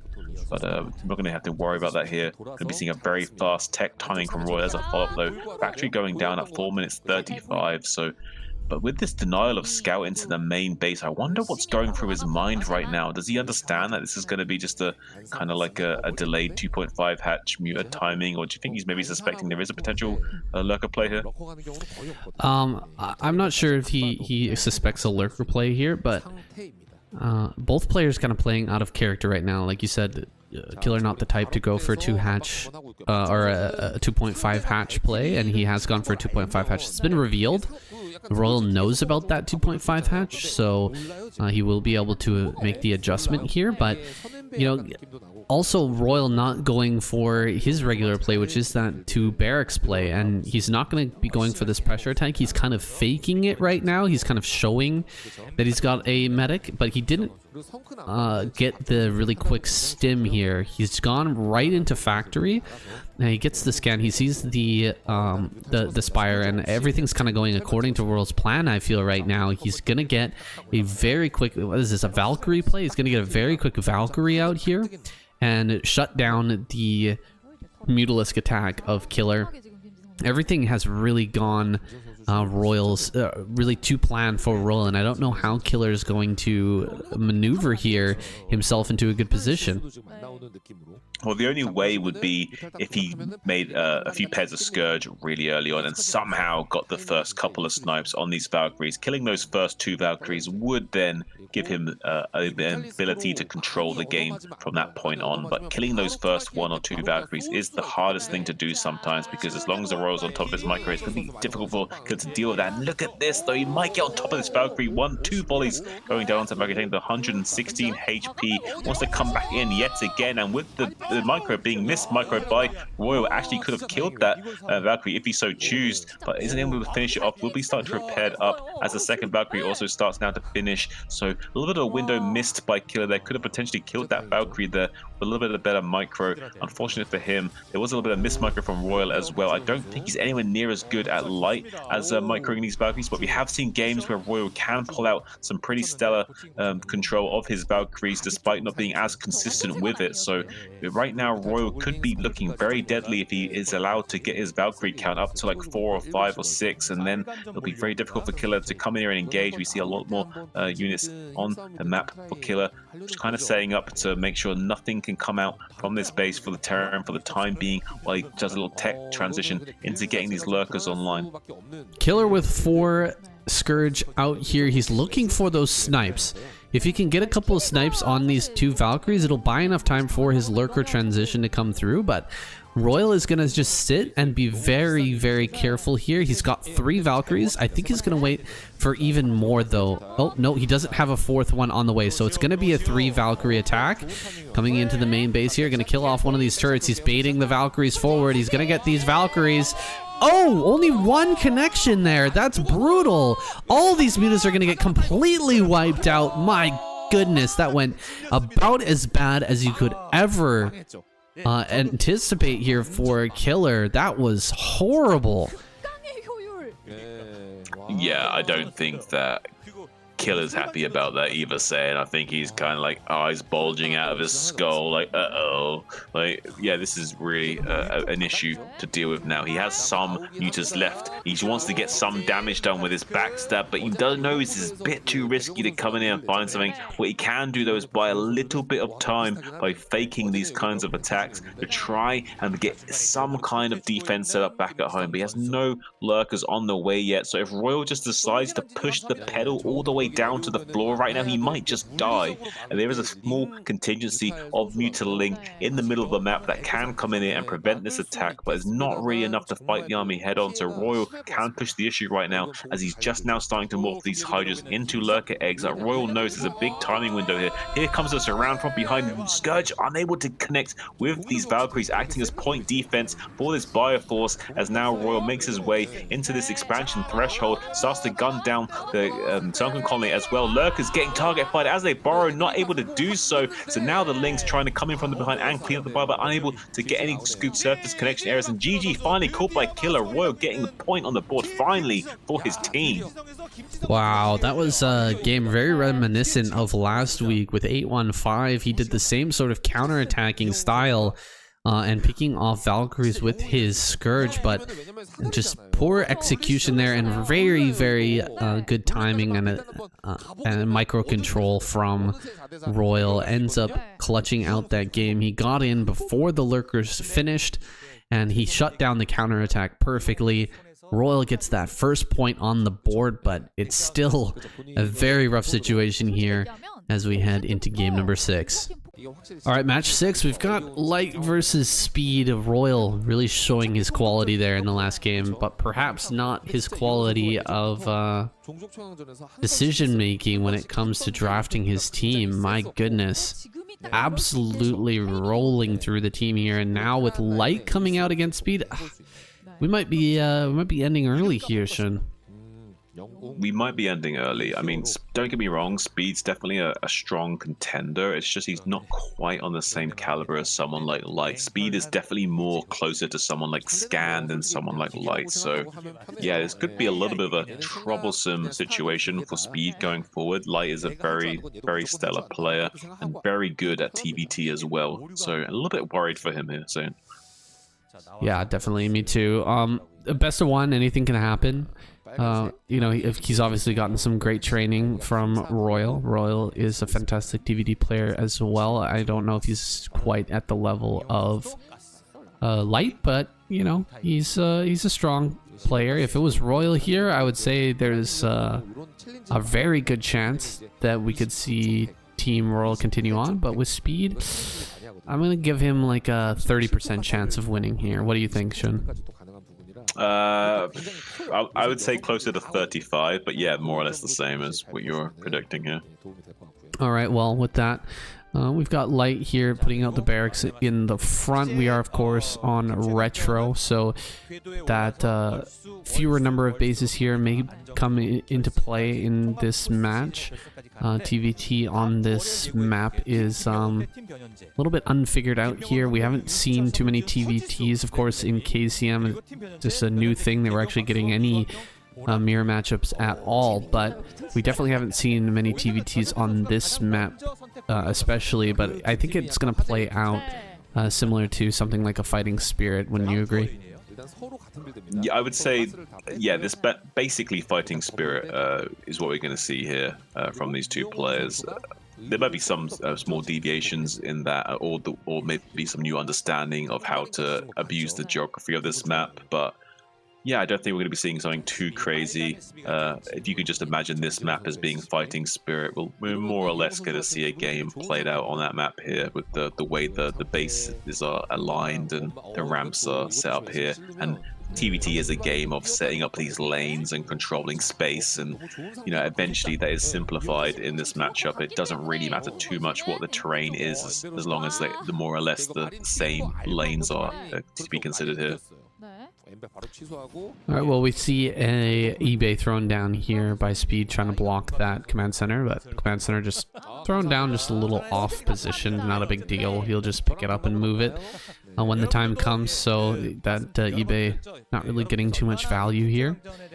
First vulture is out on the map, and yeah, we're gonna see whether these players want to go into that sort of like lane control game, if they want to get into tanks and that sort of mid to late game, or are we just gonna see a really quick build up here of vultures and that sort of vulture battle that is so characteristic of TVT in 2023, actually more in 2022, but also in 2023 here.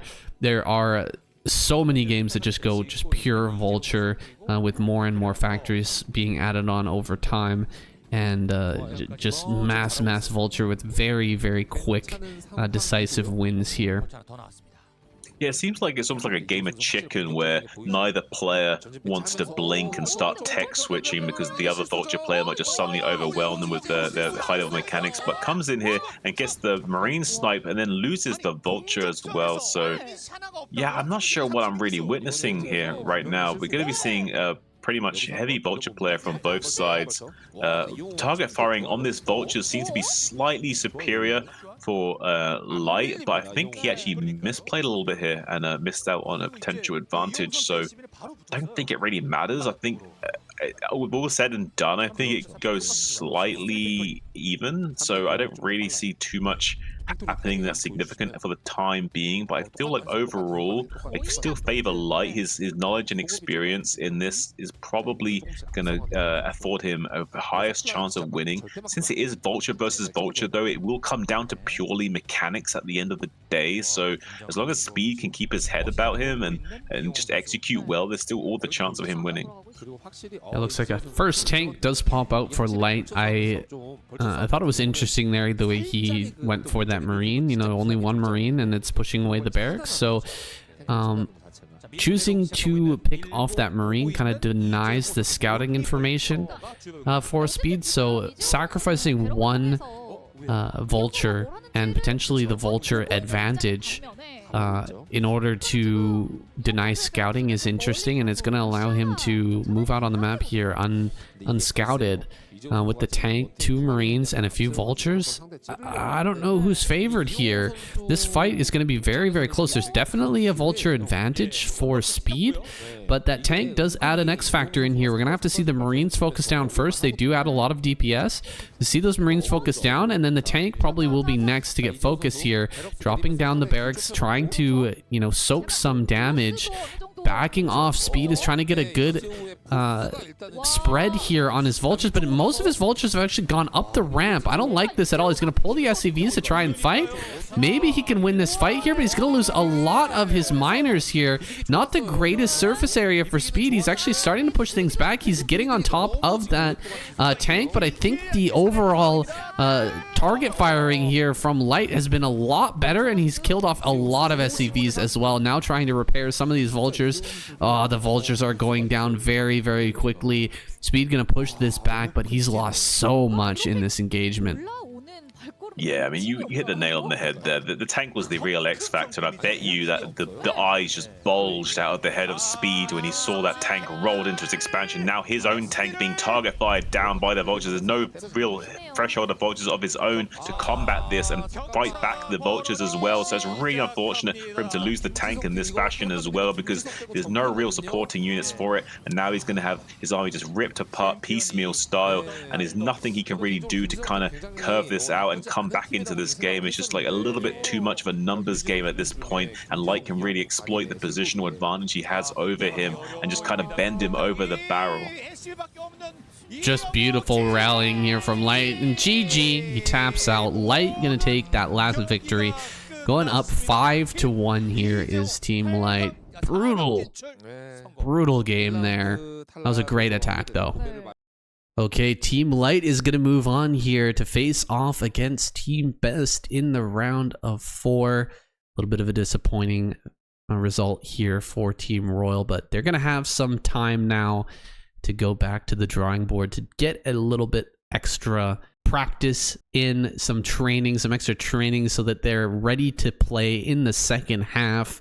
I'm just very excited for round number 3 though. Team Queen versus Team Mini is looking excellent. Oh yeah, I mean we were just talking about a moment ago, saying like Queen picked up Zealot. Zealot, the guy that can do like 100 different builds, kill you with them, and execute them to like the highest level. He's an absolute nightmare to deal with, and in a best of one situation, he's an absolute monster.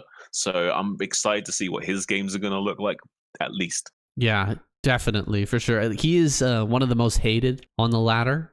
Definitely a ladder player. I don't think he's ever made his way into ASL. I'm not sure how he made his way into the KCM this season. I've never seen him play in the KCM before, but he somehow managed to get himself into the draft, and Queen picked him up. So he's got his reasons. He definitely likes a cheesy Zerg, and he's going to be helping Zealot to train and get ready for this next lineup. And there's going to be a ton of Protoss players coming out for Team Mini. It's 5 Protoss players, so you can see, these other teams haven't grabbed many Protoss players. That's because Mini's basically drafted them all.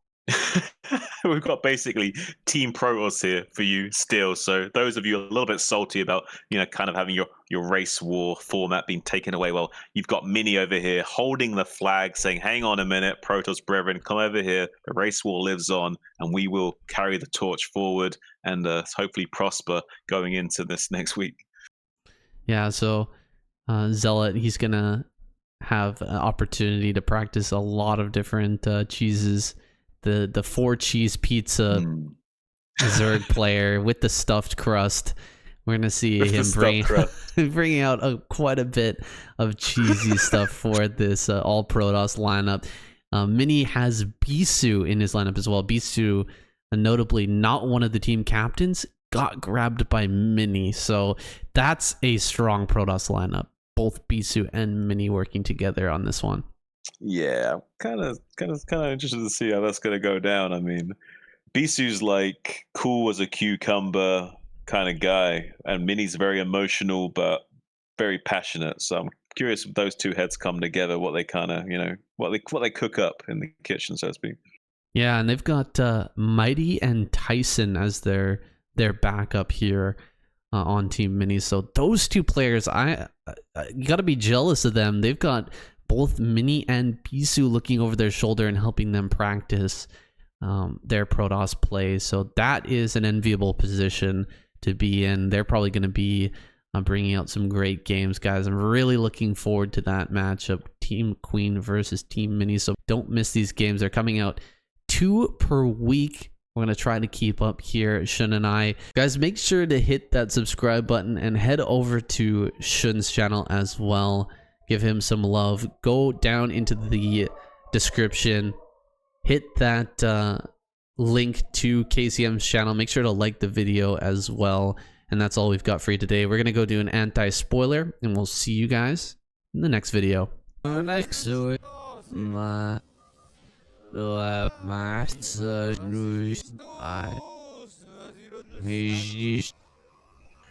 Ich nicht machst very short salon.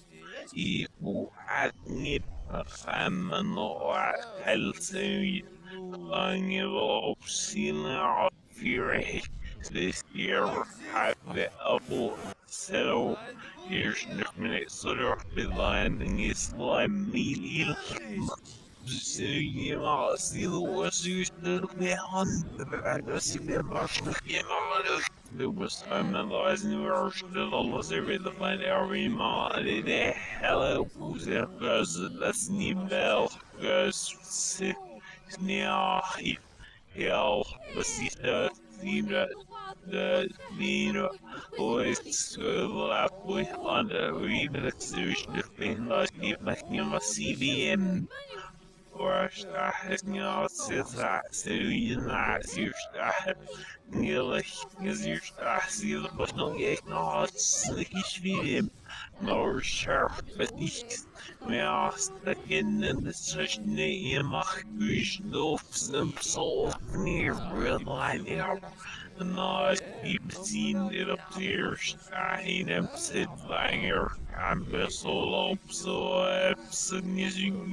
I'm nervös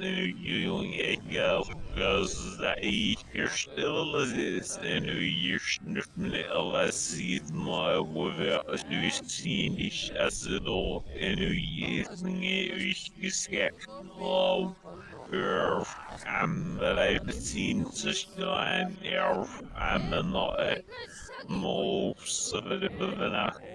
Ericsen of Firmasinis Adrestai Vanille VF Mekis Vesnilians Snash Rasvish Gale Nimmermorphs of Naxis Ema Sith Pawelos and I am Vaxikal Snil Funny Bishit how there could be say. He's there, snar, gaps, but again, nej, snowwishu, miskazishnek, machibim, snash, den offer, and the vixish, the make, sniff, yes, snet, wow, fierce.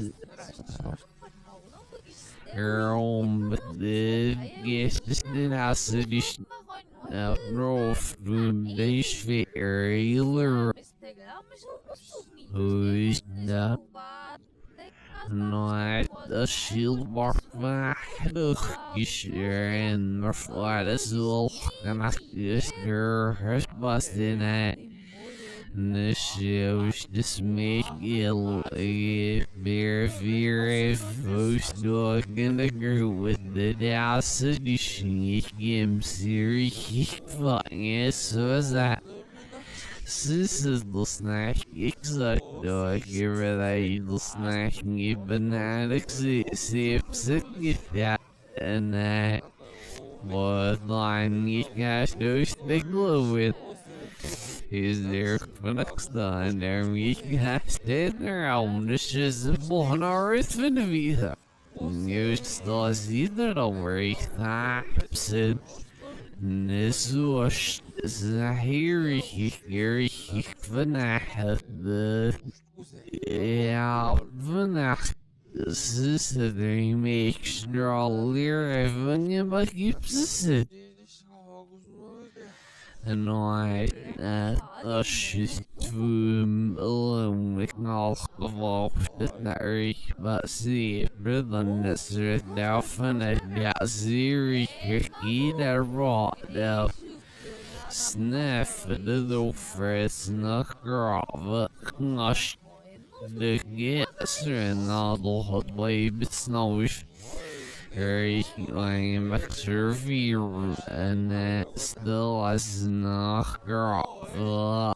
Not sushi sitting outside being yourself.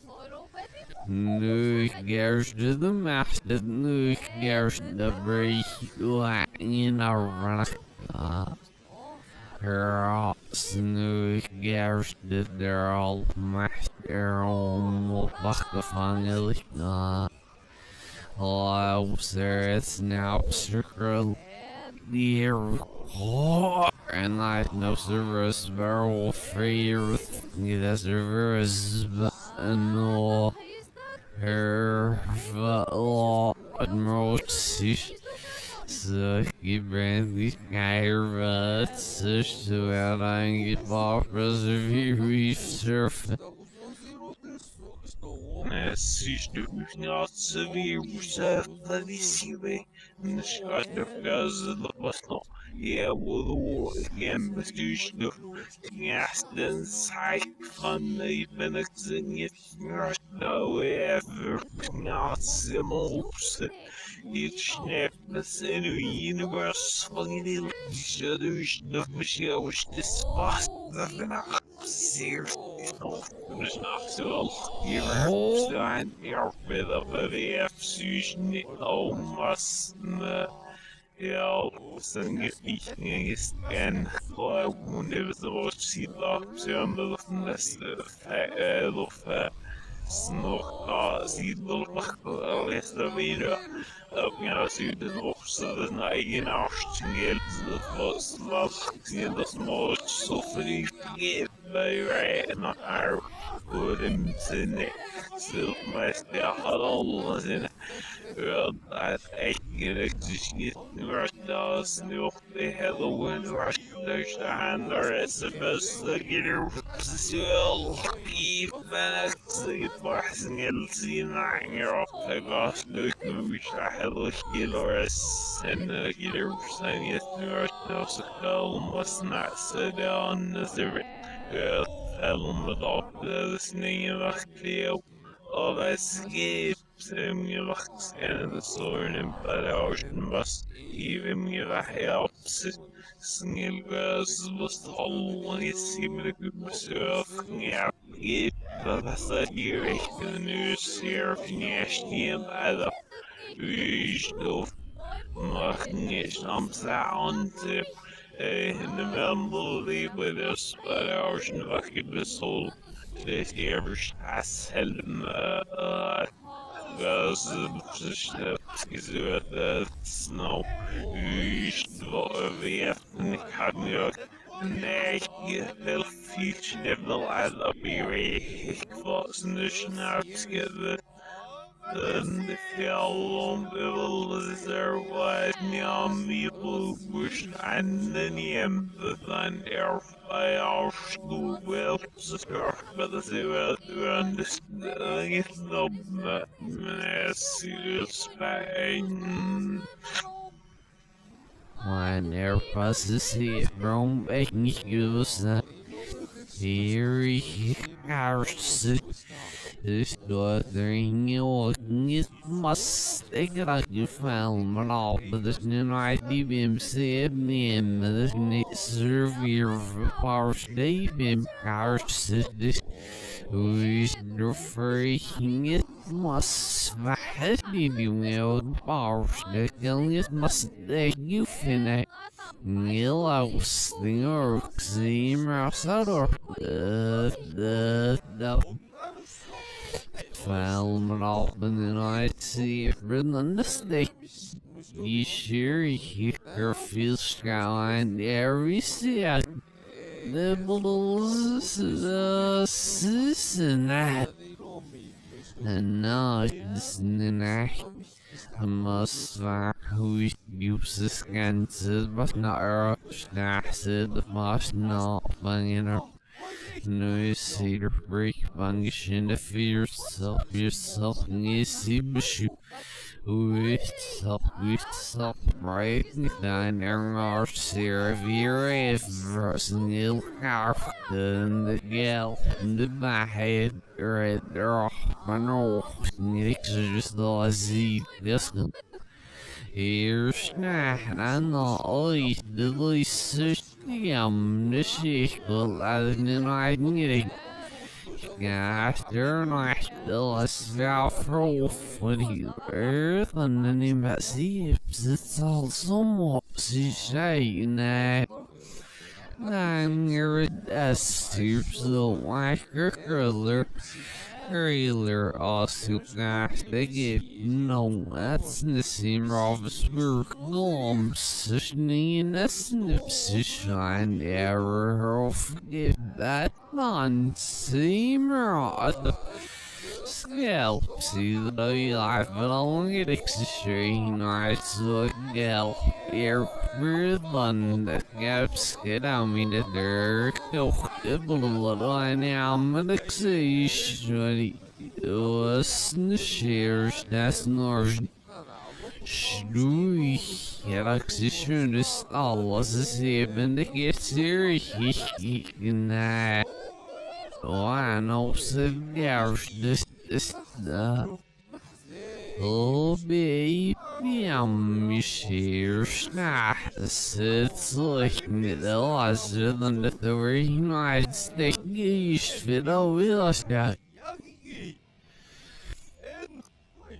With unable to use Morphsness with like Massey Satline here who's Nest the fucking land Nois, Luis, Stefano, Synergy, Lorschen, Ishnach, Forum, Sessions, Your Good Siri, Tighter,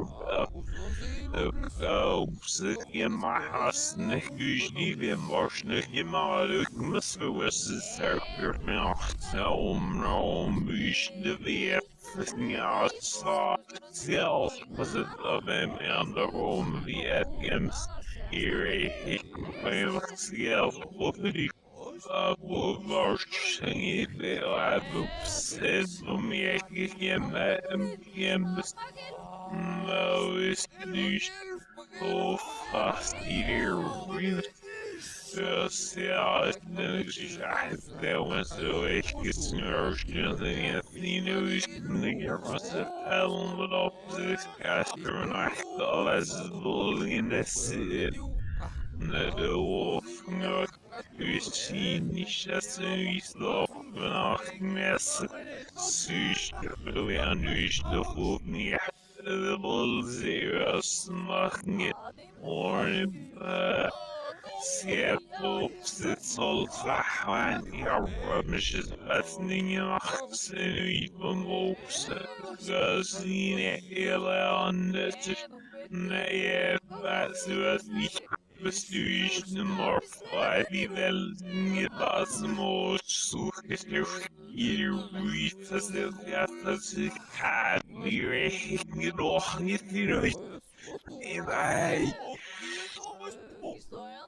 I'm the leader afternoon serious net.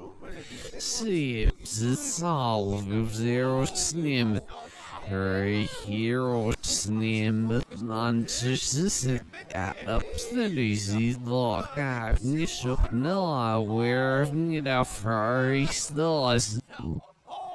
Life at this review so the Senegal fresh on my Simra Ariel Nixes look for dear viewer the my skisner na hasses film the shows just make yells in it.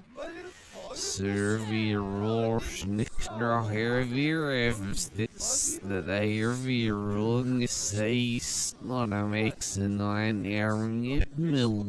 Sishim Howie Nah Fought Mibsessive Throw if the loose nibbleistic myself and get a so sure if you're inches nurse not him oh snid ross not he's you nog echt helemaal beneden en I see if such is that but yes that who snores don't mind that's just it ever slurring him this last year here girl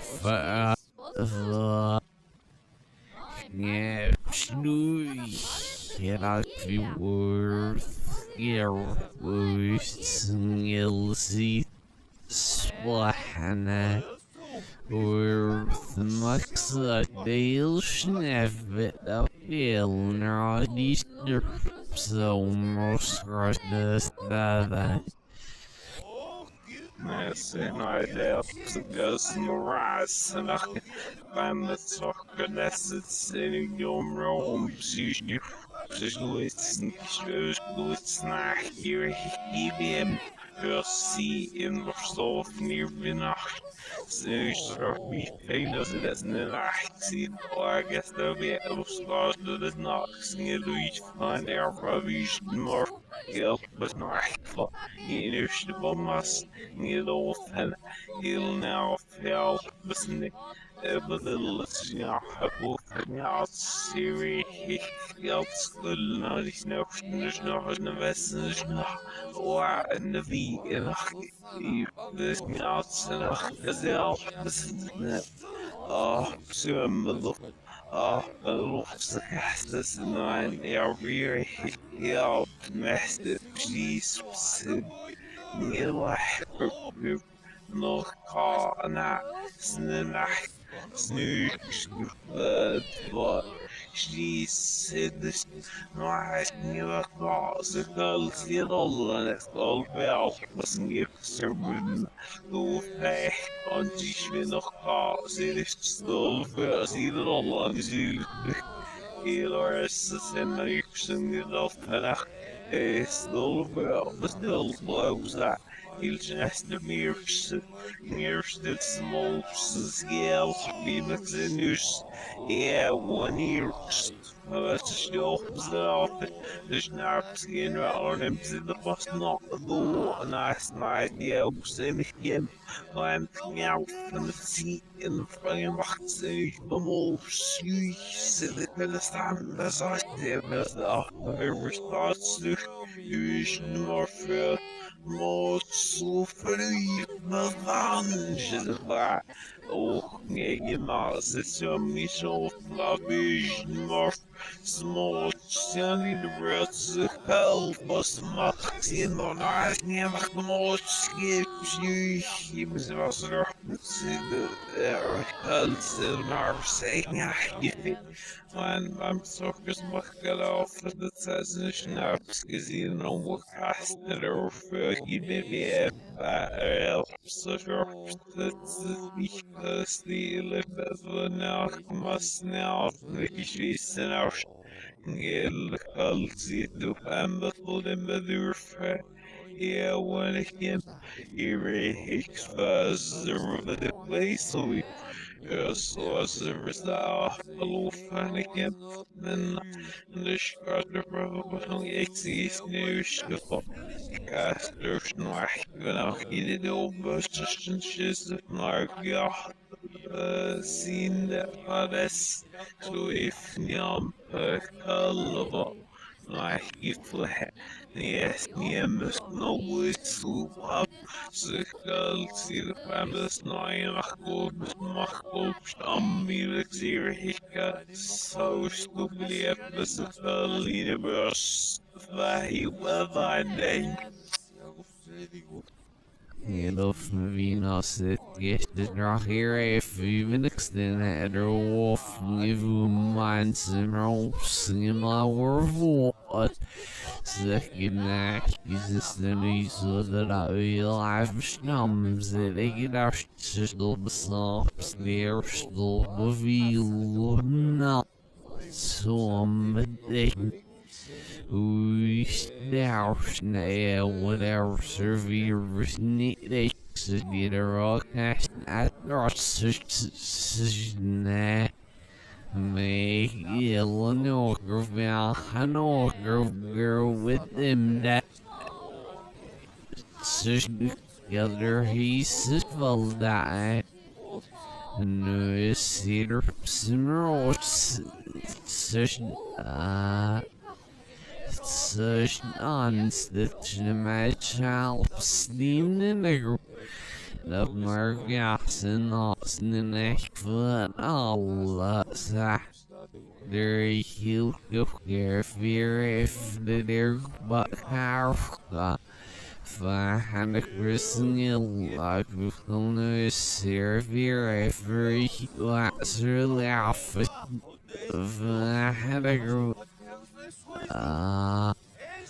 Find a group circling and was to Nugars the Thorine would wave in the Gravender. Yes, yeah, really, Virus Neil, Carvers Ninjas now. Galley Fairy, yeah, Mucker, her feet words. Snushy, so the circle over snatched net box, the throw fnatter, the Nation we no more freaking out, let's get still is killing fight guys so fuck. Mrs. Psychical leader بس سيبو سيدو يال بس wel فيسنو سمو بلح وعن جبس ميكن يزول يكسر ويدي رونسلو ناس باش دلائسلين يشوف لين اكسرهم so failure Venus Yakin Schnapska see here so the smokes and Yavana Yell business here Schnuakin soft and the master but if everything was Yell stare coloniers that they can even the fuck and the land if they will even it's now cast any again here more social festival subscriber said that the years of the near Snurkman who besought the stumps and a way snarking ocean elf missing out gets Menach muscle with it. Snurken must have been Caribbean as a said near sharp. Så spänning i max after snart ziretical zitlam selvum luminast the opsnishes of seeden user die the shiz velocir vavasa dish se and every ray of the war but say yeah. Receiver than ich Mersader besvarach Hilro Netterwolf Narcissy Knocker and a still a zerwolf of Yes, who's Vedas and not we want it. In a circally those room wissen der face through ja, there was a sea wrong mistake fick mach give him but this runner in off giving listen that will look here my little das is beneficent money das I think the way the show kind and the own nose written there there but first so they can a discernment should machen that he's got this on this is not so dear little baby the position of us now and our heroes is scanner on naked this who's will be even canars den off and the kill on such the next scans was not our much the was nam sitters real may be invested or not. Snow enough stay heel fall fear of a second it was through Surreal Ritual it's sinister fine and because no idea when often Elzer on the net in the far and the family and shizups in fair has near sure the vida all society throughout the and my watching the fish on this in the west for bloom guys, wolf, no, actually, Norway, both the guys, the share wish this and the wish, slash, some meter fund.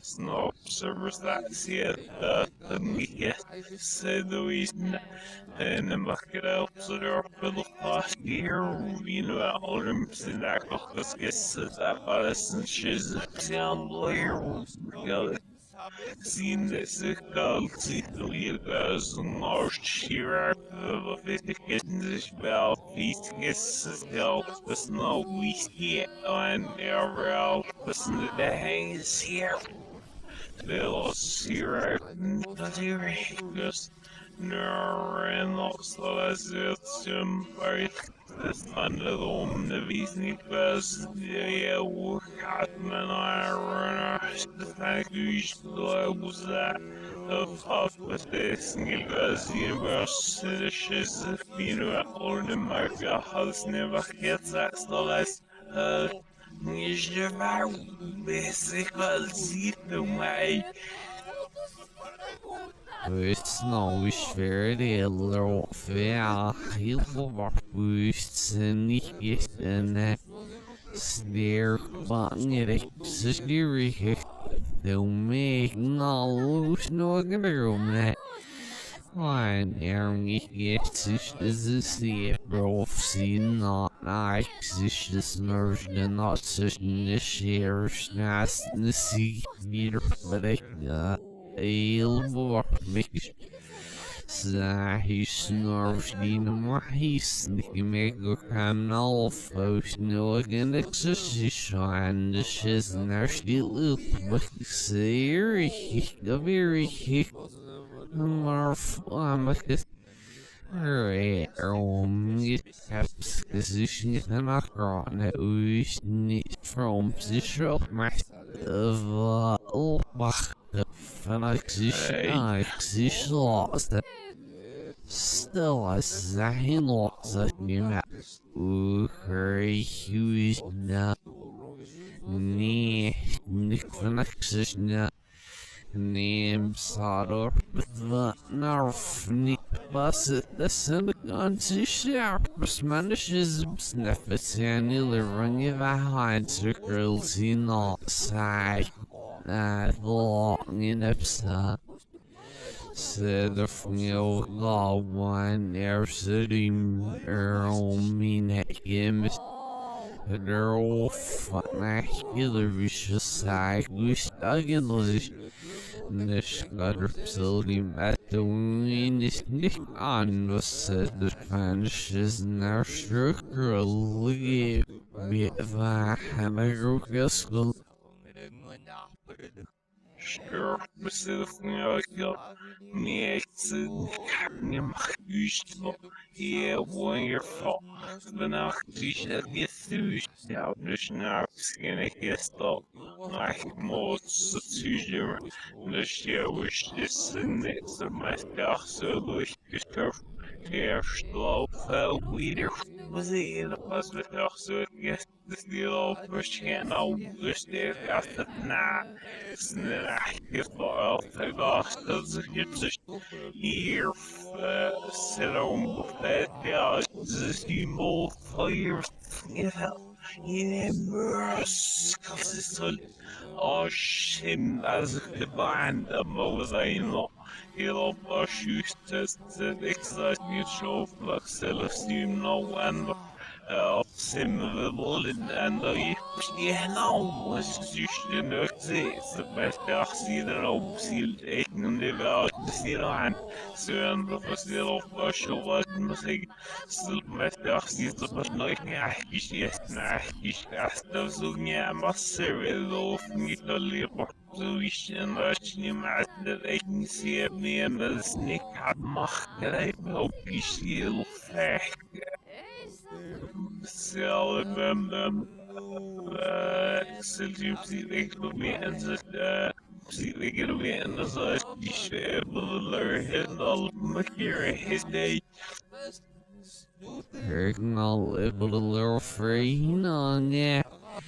Kan ik je weer mooi opzetten, nation if the no who is scary self it's you him was fun and I know what it's deal now. And all we still a lot of some out in the shame and that my shin if I'm across the neck you stick on a from middle foot the neck is lost. Snack, sit outside of my roll my yahoo here for my yeah, I think it is mama snack, see la lot on a sneam and the bunging mix snack full of here for silly Mrs. Absolute, but I can shiz blown our seat out. Nearly, ich City Rome Fischöpferi, Schiech, Golo, Buschrene, Minde, Sich, noch, ich hab, Laubs, der so, at fuck, ich nimmer, Schurks, so, then I can sit the boss no out, then the cross is lost, or stand in the air. Inches, here, axis, the chivalry, knock, sneak, yes, the die. Yes, my darkness were all like it. Yeah, loose, it was up and off your mouth, the chef from the message, find the sock, you went hit me now, fine slice, see it me and this, yes, you know, my world, yeah, well, you macht nichts an mir, nach sich, jeder wohin hat sich gefeilt und das ist auch umrunzen es nicht, wir sind echt gesiert, niemand das nicht gemacht, eine Sache, ich das echt nicht noch, ich mit sie Länder Westdeutschland, ich glaube, der besser die Nerven, ich habe von der Wiederholung in der Question is I see the line here. Still more mouth and at least the status of on the leader president I can get home see the bus like not saying see to soft clothes and I hear it. Snack see if the science I still snack guns and over in this and I Wüst am Bezogen je. Wie ist es ihm das mehr an Ansitz der Aufwärts ihm verärgert soll als sie so wäsche, bis ihn wie ich der Aussteh. Was small is that surf the boss no value zwischen the Venus dreams in the sea. Those night the Sam like is the wing in my benamish.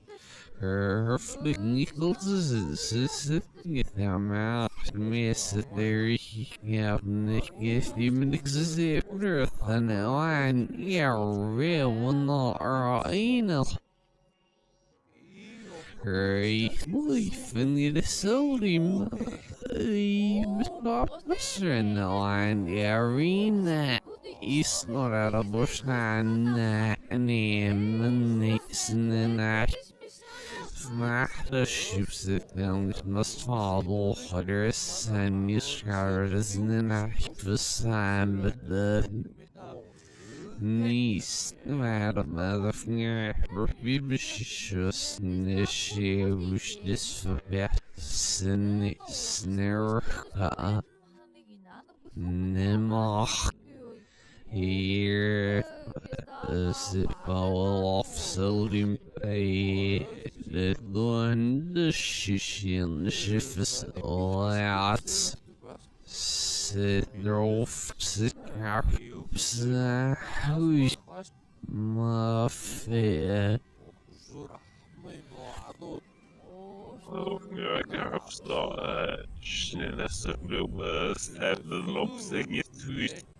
Sen jag direkt för mig seriös och han är hus. Det skiftas i början så det gipsen räckade upp sin räcket köper sin belopp så det är så slags musik och jag ska säga över my warfare to hear even the careful when you sharp systems and hela så besökte Spanien och Sarsfilas Siloe Wunloidero Absidan Snake Fidel Ifnyarshin of the Castadi Let's and Yarnskatska thank yesterday must go the market and the bunch was not doing some in the exit for the but I know he will have to say Heel weer wie mag en de nahabel mixturing in amsesima. Hoe ze veel mix of versie. En excision. So the knife and the flosser fake is on it.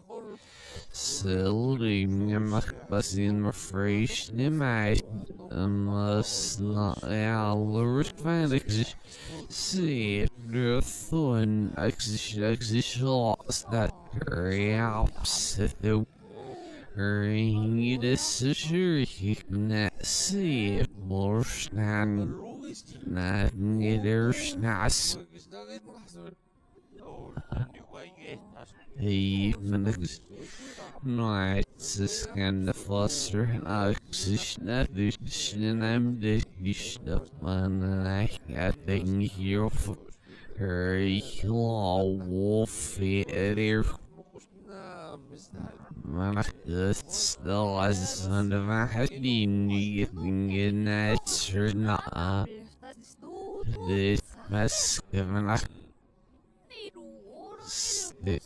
they learn that shall be it's such not in an act line up in an act annually when they scan and they're all fucking so weary he gets off out her low said near so what Spurfinusning kapsels skyrove on the pulp zero hickle genacht zelf versen and they're the sharp long the pill to use the line they're making that and I'll steer a hickmark who's them wolf paybacks and get nurse that's what are slanty raking and they're real that's a bit less of the one lost in the night. Er is genaching ik moest zien ik half maar ik moest zich voor na niet en er voor heel zoals hier snel naar dat die en al iets niet want zoals hier nou zoals in nog zeggen nog scherp en weer and the first in the aesthetics and active mouth and all labels and get mouth to you guys that see that is the who's and who you should have made him but some this little bit ilir onlapsen efterstøden upenach massesahne like seamlessly even before some room hear me with it and with theval on the Sahane rating for the sound for less nipping it here. Yes, and the sheikh looks on beneficence and about he the milk he yes, such and then there's Kamazaya Wanda Tsidixa Siri Hiking Oath of Stamba Mili Ron Feel the shift so as exercise Slaying a tournament of heavy cost for the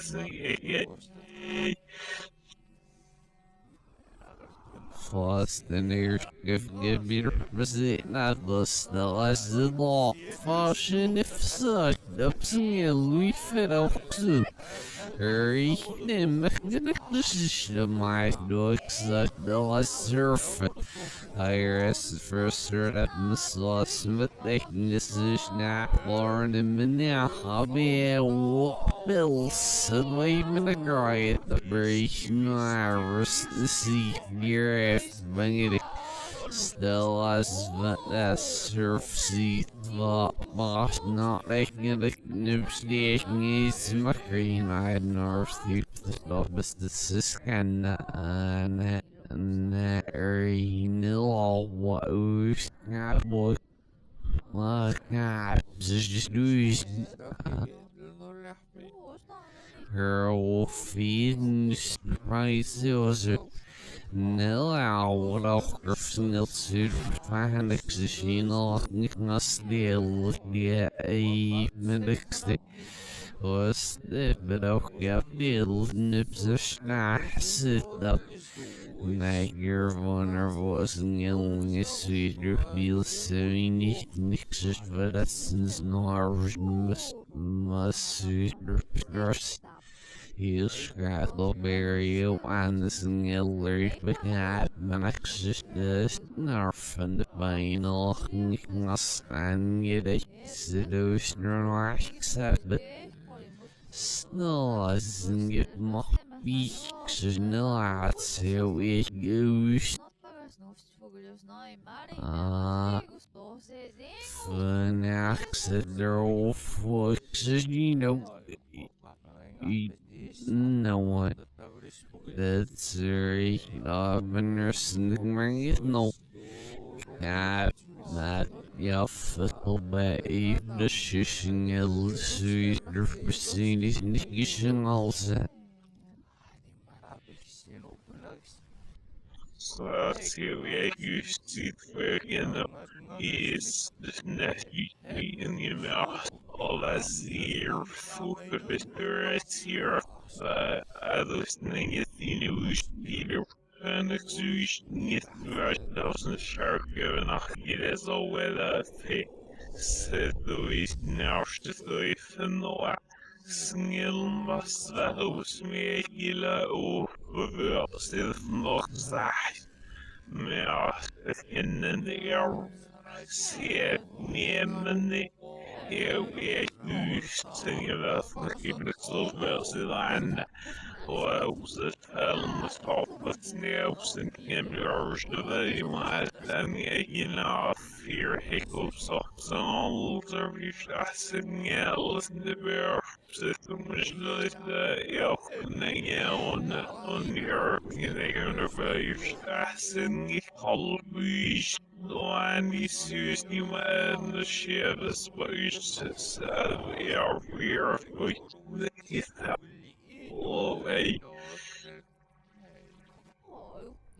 Rosh on my stars this near Hershluch and Exana Schnam Sidna Herofnal Nit Masahel Shibimba Herlich Nit Verschnam Famsit Hurlfing is durchschnittlich even so not up a stamps and it's based some there if even a gilbert to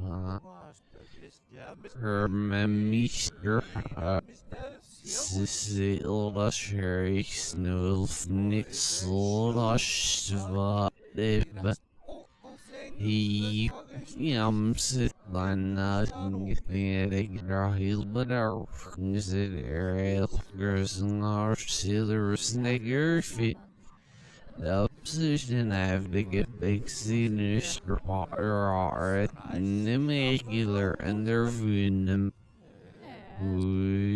crazy little Gefashnams and news durch so ma ich wüsste sie nicht fahr ja se du deswegen all mir zu sich das Stau ich den Arsch long ist verschnitten